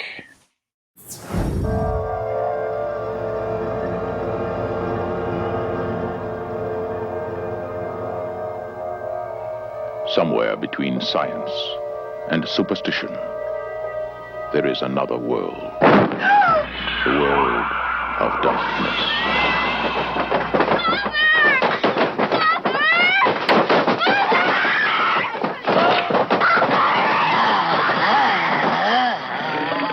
Nobody expected it. All right, well, let's see what the... Nobody believed it. And nothing could stop it. There are no experts. You probably know as much about possession as most priests. Look, your daughter doesn't say she's a demon. She says she's the devil himself. I'm telling you that thing upstairs isn't my daughter. Now, I want you to tell me that you know for a fact that there's nothing wrong with my daughter except in her mind. You tell me you know for a fact that an exorcism wouldn't do any good. You tell me that!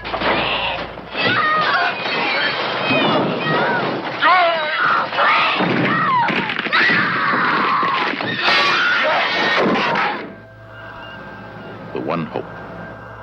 The only hope. The Exorcist.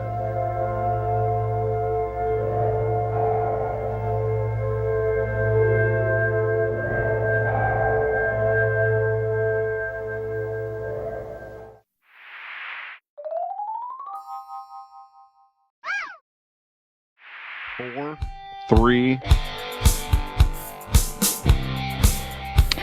Welcome back to Convincing Idiots. A lot of video, movie moments, TV, different things as a kid can scare us, right? So now I've been scared, Nick, watching some of Dean's like home movies. Dean as a young lad. Pretty frightening. You ever seen any of these? Mm-mm. Yeah.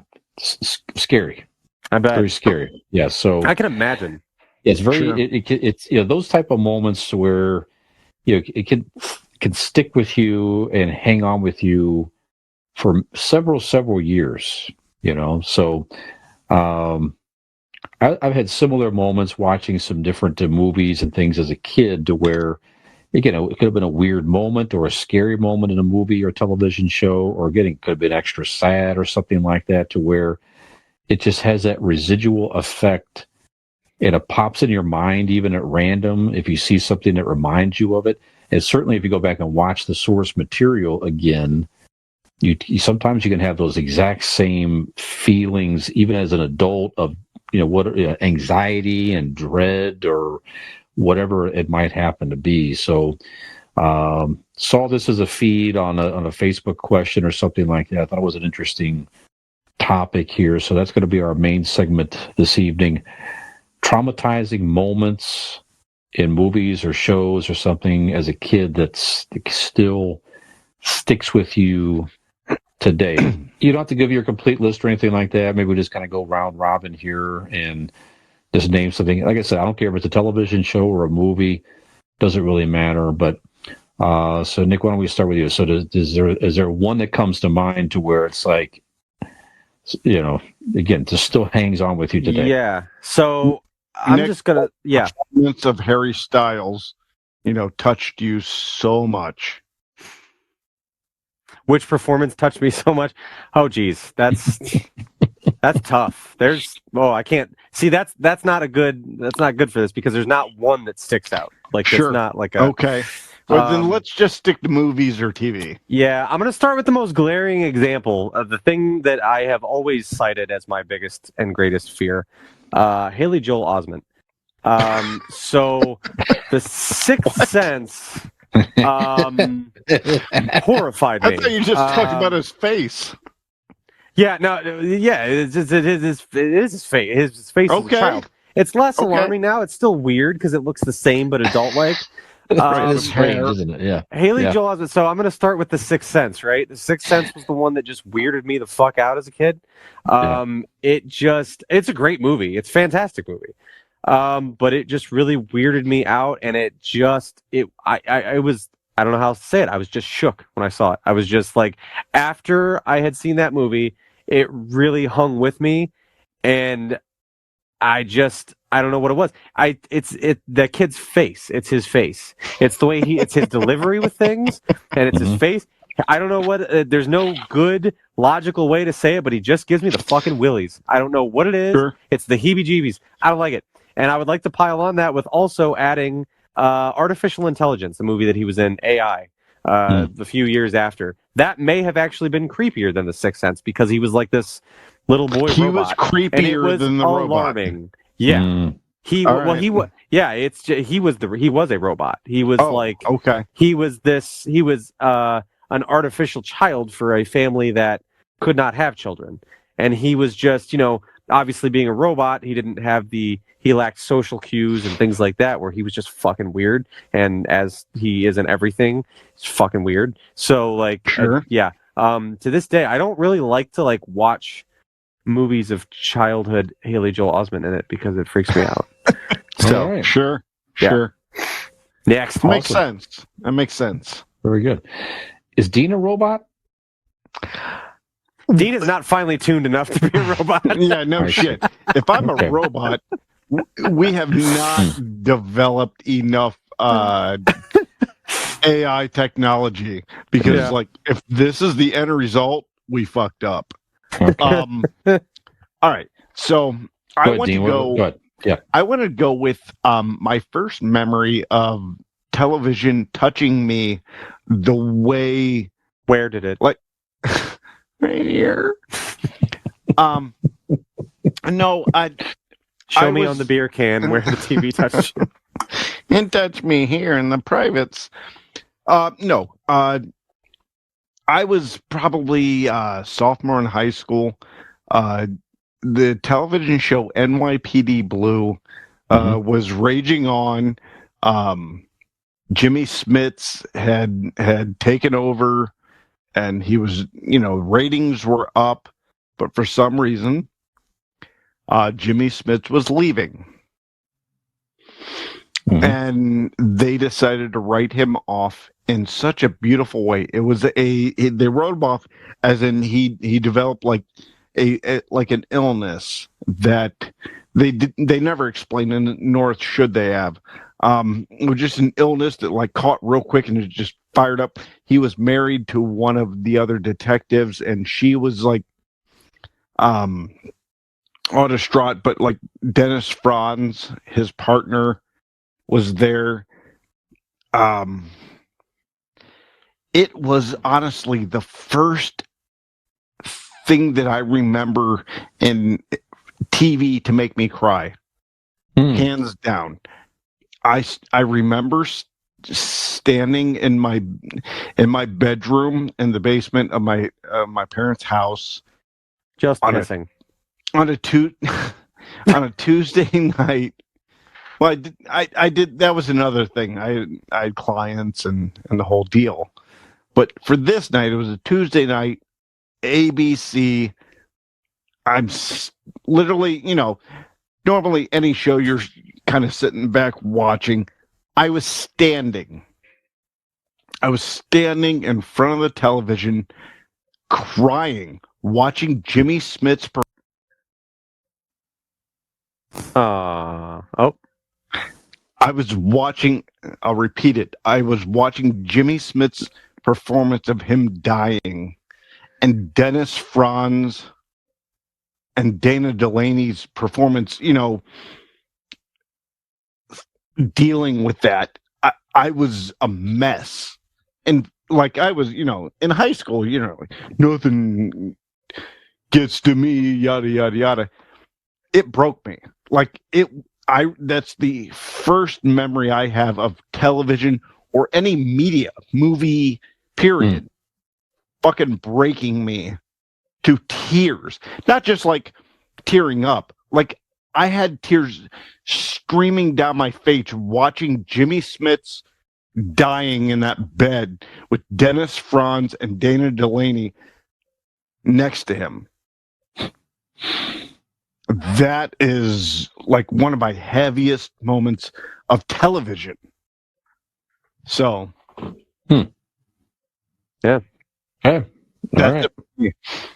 Very good. Excellent. I'll give you one here. So as a child, I remember seeing the trailer for The Exorcist, and as a kid, it just creeped me out. And I remember, it sticks in my head today. Just seeing the trailer for The Exorcist, I went to bed that night, and I was never afraid of the dark. I always had the lights out and all that, but that particular evening, I insisted my mom keep the lights on because that trailer freaked me out so much. And then I stayed away from that movie for years. I don't remember when I finally... You didn't go see it in theater? Nope. No, I was a young kid then when that trailer was out. This was like early 70s when that movie was out. I can't remember when I worked but it was one of those things to where that already was in my head to where that... I'm sure it was a teenager or something when I finally worked up the bravery in my head to watch the movie, and it still creeped me out. And even now, that is one of the creepiest movies. In that movie, I have a couple questions. Go ahead. First of all, Did you watch it with a friend or were you alone? I don't even. I'm sure I must have watched it with people. I don't really remember the first time I watched it. Because it was it's something I had to kind of work up to. Because you were already scared of it. Right. I doubt I would have watched it alone for the first time. I doubt I would have done that. But watching the movie, just the flashes of the demon, Pazuzu, the demon. Yeah. Which I learned later was actually just it's a female actress with it's all it is. It's movies. But the scenes of that, just the flash of like the demon's face, just creep me the hell out, even to where when I see that face today, it's still frightening to me. So that just had such an impression on me as a kid. And even now, I don't watch that movie very often. I even own a copy. It's not one I work in if I'm sitting home alone, I'm not going to throw in the Exorcist movie you're going to put on. I'm not going to throw in The Exorcist just by myself because it's still too creepy today. It's something I'll watch with friends, and that's fun. It's enjoyable there. and share those moments. Did you When go you're see it in the theater? I saw it when they re-released it. Right. They added extra footage to it, so they had the scene when she walked down the stairs backward. That creeped me the hell out. That was the first time Everything else that garbage. Yeah, that was creepy. Well, she walked in her hand like the crab. Yeah, that was cool. On the steps. Yeah, that was weird. That was the only scene that needed to be added. I got chills to talk about right now. So it still has that impression upon me. So that's it. I'd watched The Exorcist, by myself or with friends or whatever. It was very scary, very fun. And I told my oldest sister who hadn't seen it, Dawn, and she's like, "Oh, I would never see it." I'm like, "All right, well, oddly enough, it's coming up in theaters, re-released." I'm like, "All right, let's go see it, you and me." So we did, and all of these added scenes took away from the movie. It took away from like the scariness. Yeah, other than that creepy scene. But yeah, I agree with you. That was the only thing. Is like she walked away going, "Is that it?" I'm like, "Well, fuck. No, it's creepier if you would have seen it originally." Yeah. So it ruined that. But like, yeah, the walking downstairs is the only scene that like mattered in the re-released. I agree. So by the way, this year, I think it's in October, sequel to The Exorcist comes out. We should go see it. There you go. Oh, wow. Let's do it. Yep. So that's mine. That's my first one, The Exorcist. Nick, do you have another one? I do. I have a movie that I dearly love. It's one of my favorite childhood movies. However, there is a scene in it that gives me the absolute heebie-jeebies. I love the movie The Dark Crystal. I think it was made in like 85 or 2. It was made in 82, I think. But it was a Jim Henson, Frank Oz thing. Yep. And fantastic movie, very imaginative. Just still to this day holds up. Incredibly done. Great story. Great effects. But there are these characters, the Skeksis. They're the evil ones that took over the land, and there's a lot of actually like dark undertones to that movie. There's a lot of like creepier shit going on. But there is one scene in particular in which the one Skeksi who has been banished from the rest of the clan because he tried to challenge for the throne, he lost, and then he was banished. So now he is trying to go after the heroes of the story and bring them back to the castle and kind of redeem himself. But in the meantime, he's trying to convey to them that he's a friend and he wants to help them and work with them and, all this stuff.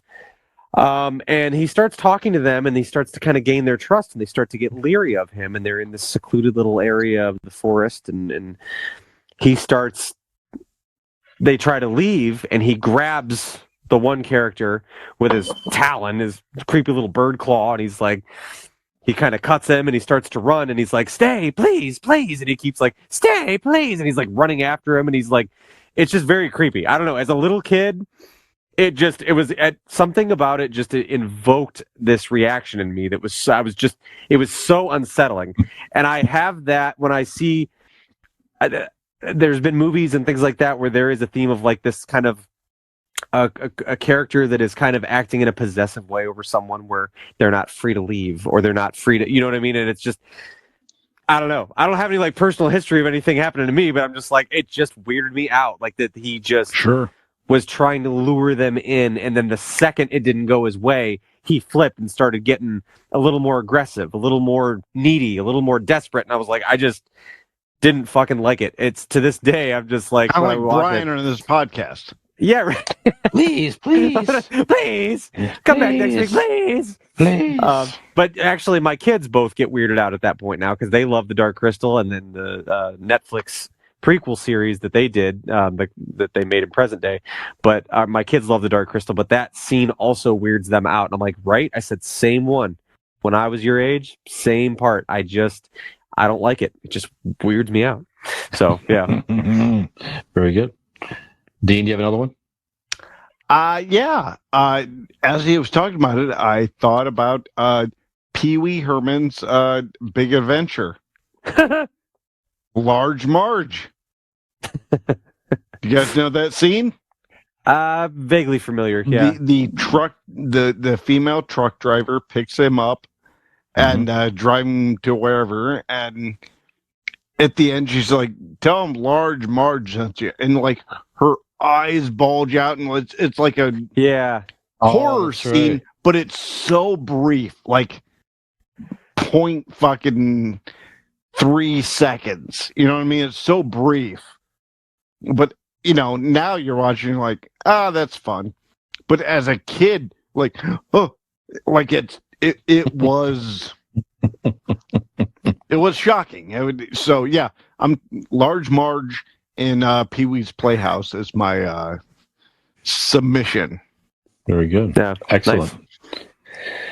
All right, so I saw this movie also as a kid. So that's where he's all coming from here. So I guess I don't keep saying I saw it as a kid, I guess. But watching the original Alien for the first time. Sure. The scene when the alien bursts out of the guy's stomach, that scene, you knew. Oh, no, not again. Yeah, you heard about it, you whatever, but that was such a powerful scene. The effects at the time were, I mean, it's still amazing now, really.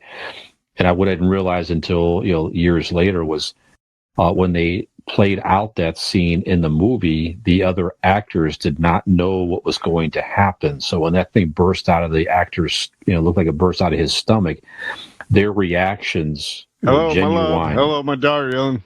Yeah, I'm on the right time, girl. Yeah, genuine horror when that alien popped out of his stomach and sat there just covered with blood, and everybody's just, and then when it, and scurried away, it was like just so creepy and weird. There's a lot of scenes in that movie actually were very, very frightening and strange, especially for a young kid at the time watching it. I think I saw it on Movie Channel or Star Channel, I'm sure, is where I caught this. But that scene today, very powerful and creepy, burned in the brain today. Sure. So, very well done. Very well done movie. Obviously, it set the tone for several sequels and everything else, and the alien creatures are still very popular today. Yeah. Nick, do you have another one? I do. I've talked about some things that definitely scared me, but I don't know what it was about, people that were making movies for kids in the 90s, but they had a real talent for, like, let's break these kids' fucking heart. Let's rip their hearts out. Right out. Yeah, sure. Whether it was Bambi's mom, I'm just going to lump them all together. Yeah, Bambi, okay, yes, we're talking about trauma. Bambi's mom, Littlefoot's mom from The Land Before Time, and then the king daddy of them all, Mufasa from The Lion King. To this day, it is hard I have to hold back tears when Simba goes up to him and he's nudging him and he's going, "Dad, wake up, Dad, wake up, get up, come on, wake up." It's just, I don't know what it is. Even before I had kids, it was just so fucking heart-wrenching to see, like, this little cub that tried to come to grips with what he ultimately knew, really, you know what I mean? But not wanting it to be true and trying to get his dad to wake up, and just like, he's going to wake up and he's going to be okay and we're going to go home and it's going to be fine. And it's just, there's so many movies like that, like childhood movies that, like, they kill the parent. Like, why? Just like, what is the vendetta against the little child hero's parent? Like, why? I don't know.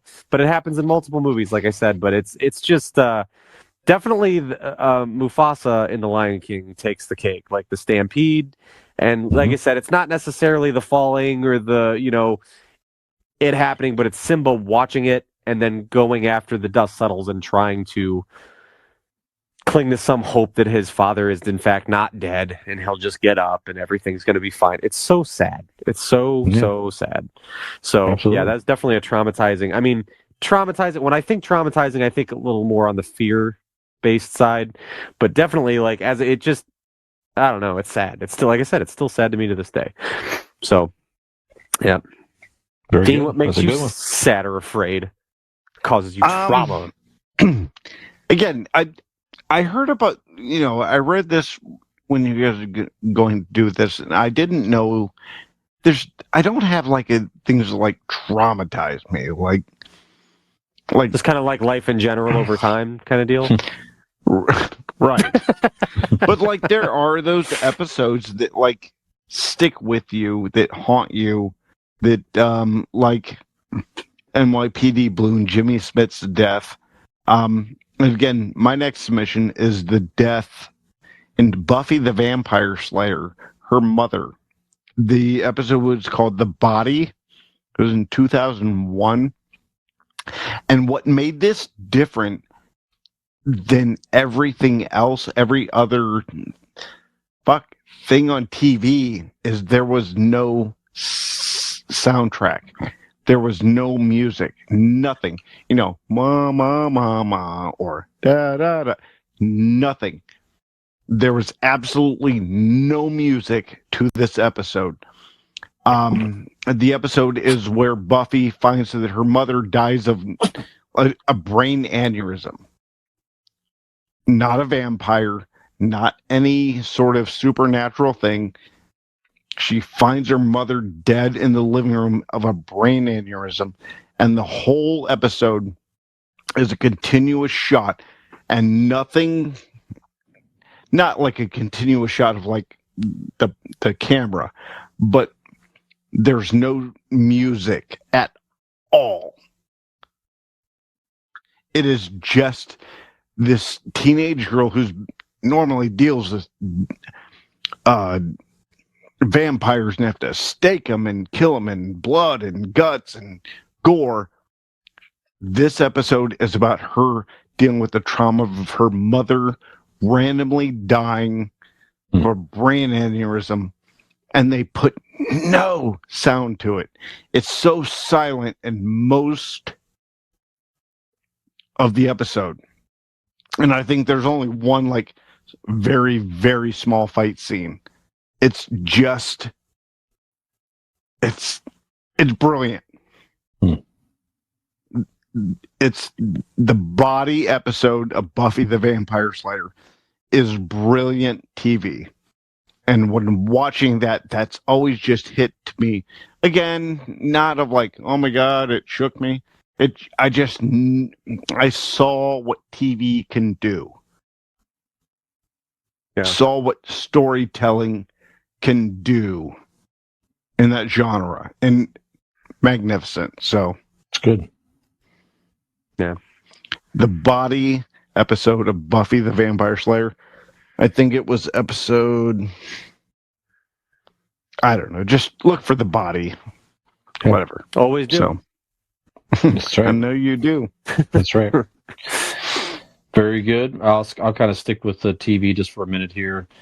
Well, I'm not going to name specifics. DM MASH has plenty of those episodes that stick with you. From the Colonel Blake dying in the helicopter to some of the various series. So that MASH, that series in general, had plenty of hang with you moments. Even the finale still stick with me even today. But as a kid, one thing that really creeped me out as a kid, the old original $6 Million Man series, the great Lee Majors as Colonel Steve Austin. You can find these out there on streaming. There was an episode with Maskatron. So Maskatron were these androids, okay, and this really did it creepy to where they would take their face off. So the androids would take, or the face, and it was just look these up, trust me. It's just it's just a dark circle. It's a human, it's a robot, but it was just a dark circle with wires and like an eye or something really weird like that. It just, as a kid, freaked me the hell out seeing these fucking Maskatron. I wound up getting a mask. I asked for it specifically, maybe because in a weird way, I don't know, but I want to overcome the fear. I got a Maskatron action figure as a kid. Well, you're Christmas. A masochist. Maybe. Well, I come back and do this show every week, right? So that's something to that. True. No, it's just one of those creepy moments as a kid watching with my parents, and I remember seeing. It's in my brain right now. There was a woman that turned around or something like that. It was an actress that turned around and just had that fucking dark oval side of her with head. The wires and the fucking eyeball. I'm just like, what in the fuck? It still creeps me out today. $6 Million Man. Maskatron. It was probably early 70s. I was a young Brian at that point, young lad, pre-mustache, pre-mullet era. Wow, yes. going way back. PMM. Mustache mullet area. There we go. Yeah. Nick, do you have any other ones? Yeah, I'll stick with TV as well, and this one proves that you don't have to be a child to be traumatized by something. Sure. This was relatively recent, within the last decade here. I've often talked about my love for Game of Thrones, and I think I've talked about this specifically. I've never been so shocked and appalled by an episode of TV and what had just transpired, and wished that I could have just started my day over like it didn't happen. Like that would make it just not happen. Then when the Red Wedding happened in Game of Thrones. So again, spoiler alert, I don't know, it was season 2 or 3 or something like that. But just, Game of Thrones, fantastic TV. It's probably the best show I've ever seen. But it's like this, I think I've discussed it briefly before, but essentially the story arc is the family that is still reeling from the loss of their father, husband, king, lord, leader of the house, whatever that is, lost at the end of the first season. It seems like the story arc is taking you to a place where they're collecting themselves and they're mounting the comeback, right? This is like, the good guys are going, these are clearly the good guys, the heroes of the story of all of this craziness that is happening.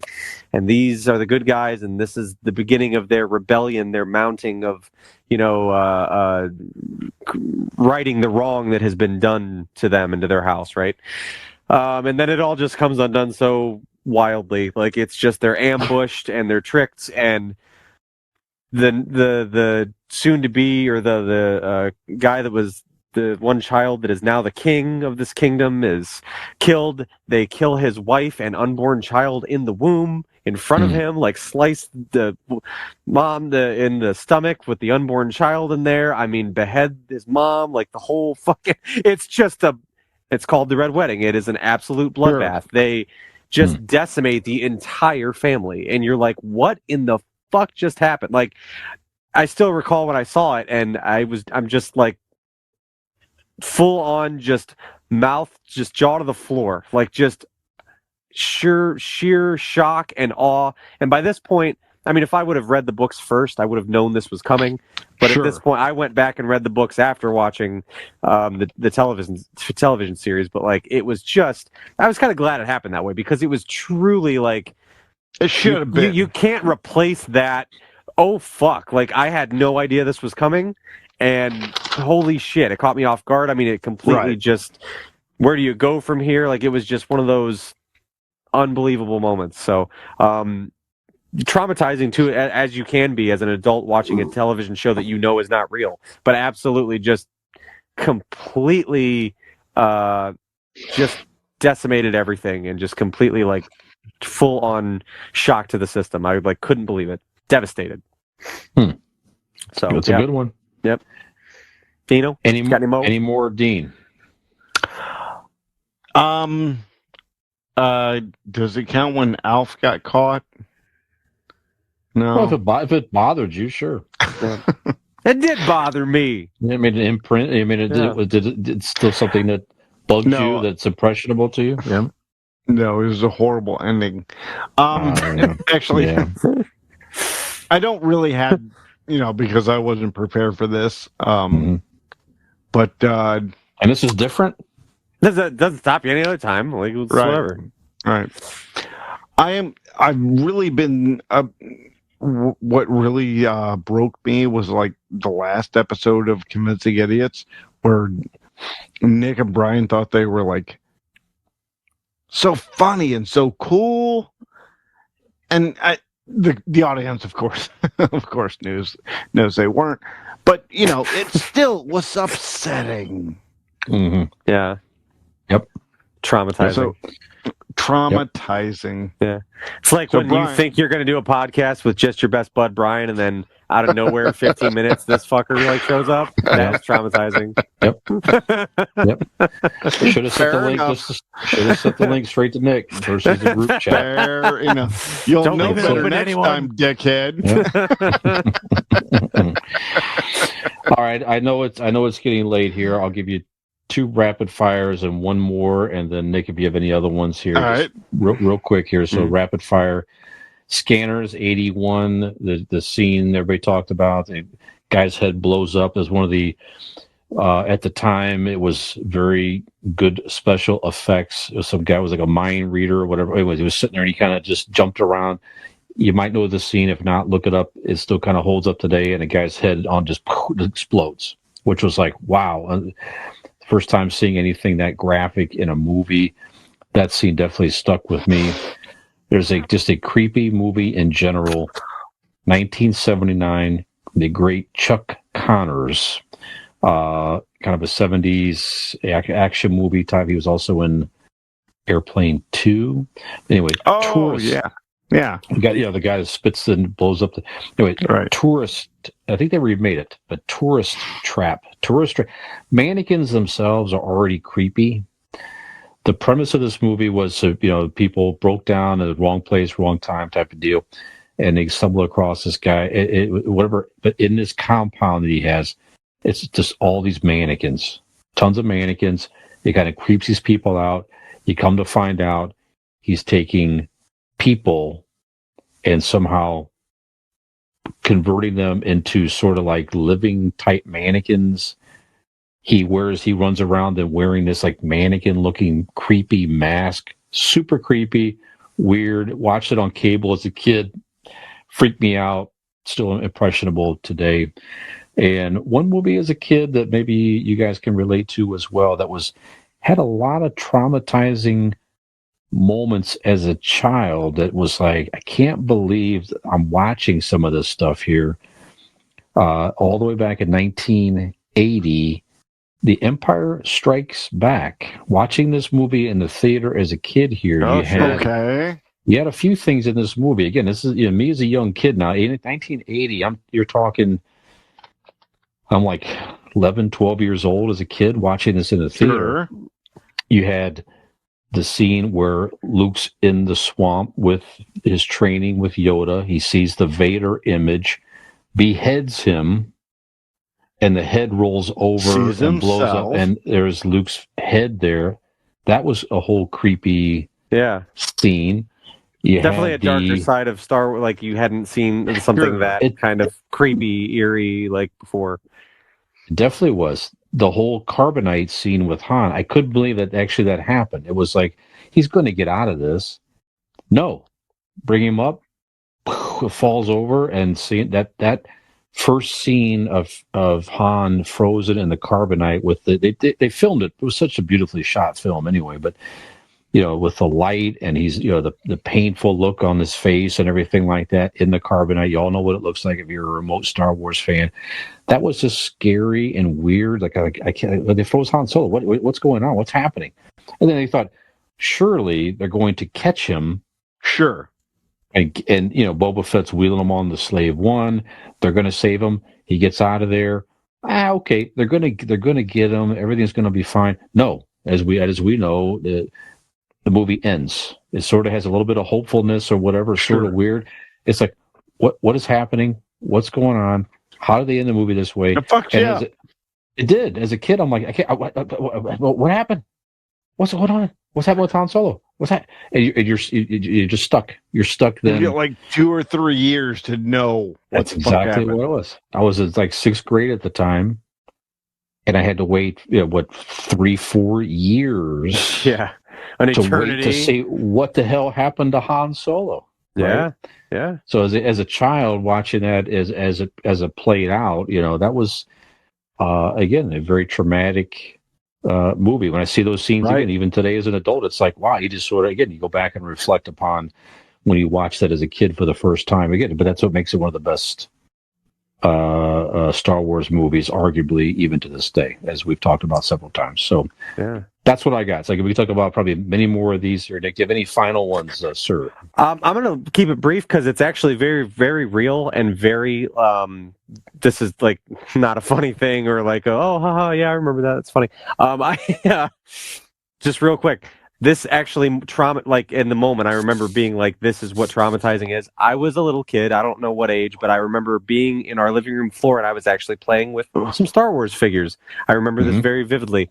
My parents, I think they were watching a documentary or something like that. I don't think they certainly did not know I was paying attention to the TV. Otherwise, I can't imagine they would have watched this in front of me. But it was a documentary on this doctor who had gained this obsession with a woman that was a patient of his. She had passed away. He went and like dug her body up and like kept it, like knew how to keep it, preserved, and would like live with her as like a made up, like it was like his wife, and he would do things with her, and he would set her up for dinner, and just I was little. I mean, Wow. You know what I'm saying? I was just in the floor playing with my Star Wars figures and just kind of looking up, and I'm like, "What's going on?" And that's when I learned what necrophilia was, and it's learned what I learned. Yeah, I mean, Okay. it was this guy he was a doctor. He grave robbed this. I don't know what story this is, but like I said, it's not like a haha funny thing.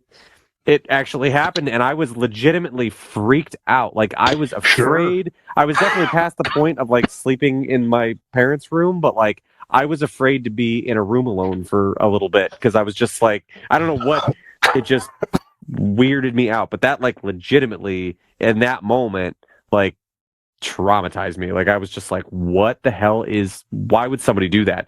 Why would something like this just so unthinkable to my little kid mind of what I could comprehend what this story was. But yeah, that was, there it is. Bam. Heavy shit right there on the end. Wow. Bookend. Serious shit. Sure. Yeah. Dean, what's your deepest, darkest fear? I don't know if I can fucking top that. And it's almost fucking midnight, so. Well, Megan has said, Nick, that it's not unlike sleeping with the dead in some respects. Yeah. Smells. Yeah. Sounds. Yeah. That's right. That's right. Well, you could not restart the heart of that man's wife, it sounds like, Nick. No. But that was the weirdest thing too. It wasn't even his wife. He was just obsessed with her. He wasn't like she was a patient. He was like not intimate with this girl while she was alive. It's weird. Well, you couldn't restart her heart, but you could restart. I'm trying to figure a clever segue, and I'm losing it. You got 2 times to figure it out, too. Yeah, that's all right. So, a heart that does live on. How about that? There you go. I like that. Okay. A heart that does live on with vibrant life and energy, right? Yeah. Is the heart within Golden Heart Tattoo, our partners over there. So, if you're looking for, maybe you want to get a tattoo of something that traumatized you when you were younger as a way to sort of embrace your fear. You know what I'm saying? Balls. Yeah, embrace your fear, something like that. Right. So go check them out if you're in the Norton, Ohio area. You can find them on Facebook at Golden Heart Norton. Give them a call at 234-706-2982 and find them online at goldenhearttattoos.com. Scott Oswald and his partners have done work on all of us here.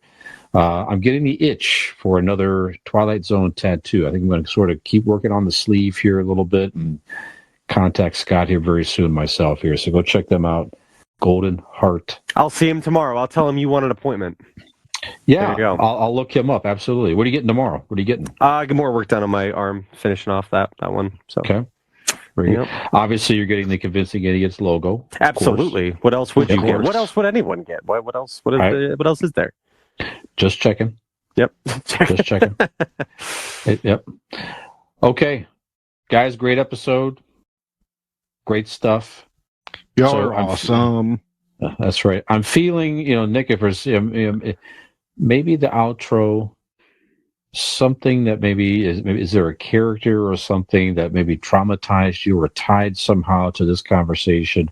Freddy that Krueger? You want to maybe embrace your fear. There's something that scared you. You want to embrace the fear, overcome the fear in part by making that character perform our outro. How about that, sir? Well, a lot of people are really afraid of jerking off in public, so let's go with Pee Wee Herman. Okay, here's what we're gonna do. We could sit around and talk about necrophilia all night, or I could tell you where you can find Convincing Idiots online. That's right. Go ahead and head on over to Convincing Idiots Linktree. What's that? What was it? You're pretty good. Linktree. That's the word of the day. Linktree. That's right. head on over to Convincing Idiots Linktree. Just type into Google LINKTREE, and there you're going to find all of the links to all of our social media accounts. And there you can like and subscribe, rate, and review. You can also find all that information on our website, convincingidiots.wordpress.com. And there you can find all that and so much more. So, for this episode of Convincing Idiots, I am your millennial Nick. I'm Zennial Dean. Gen X Brian. Have we convinced you to join us for more traumatizing experiences?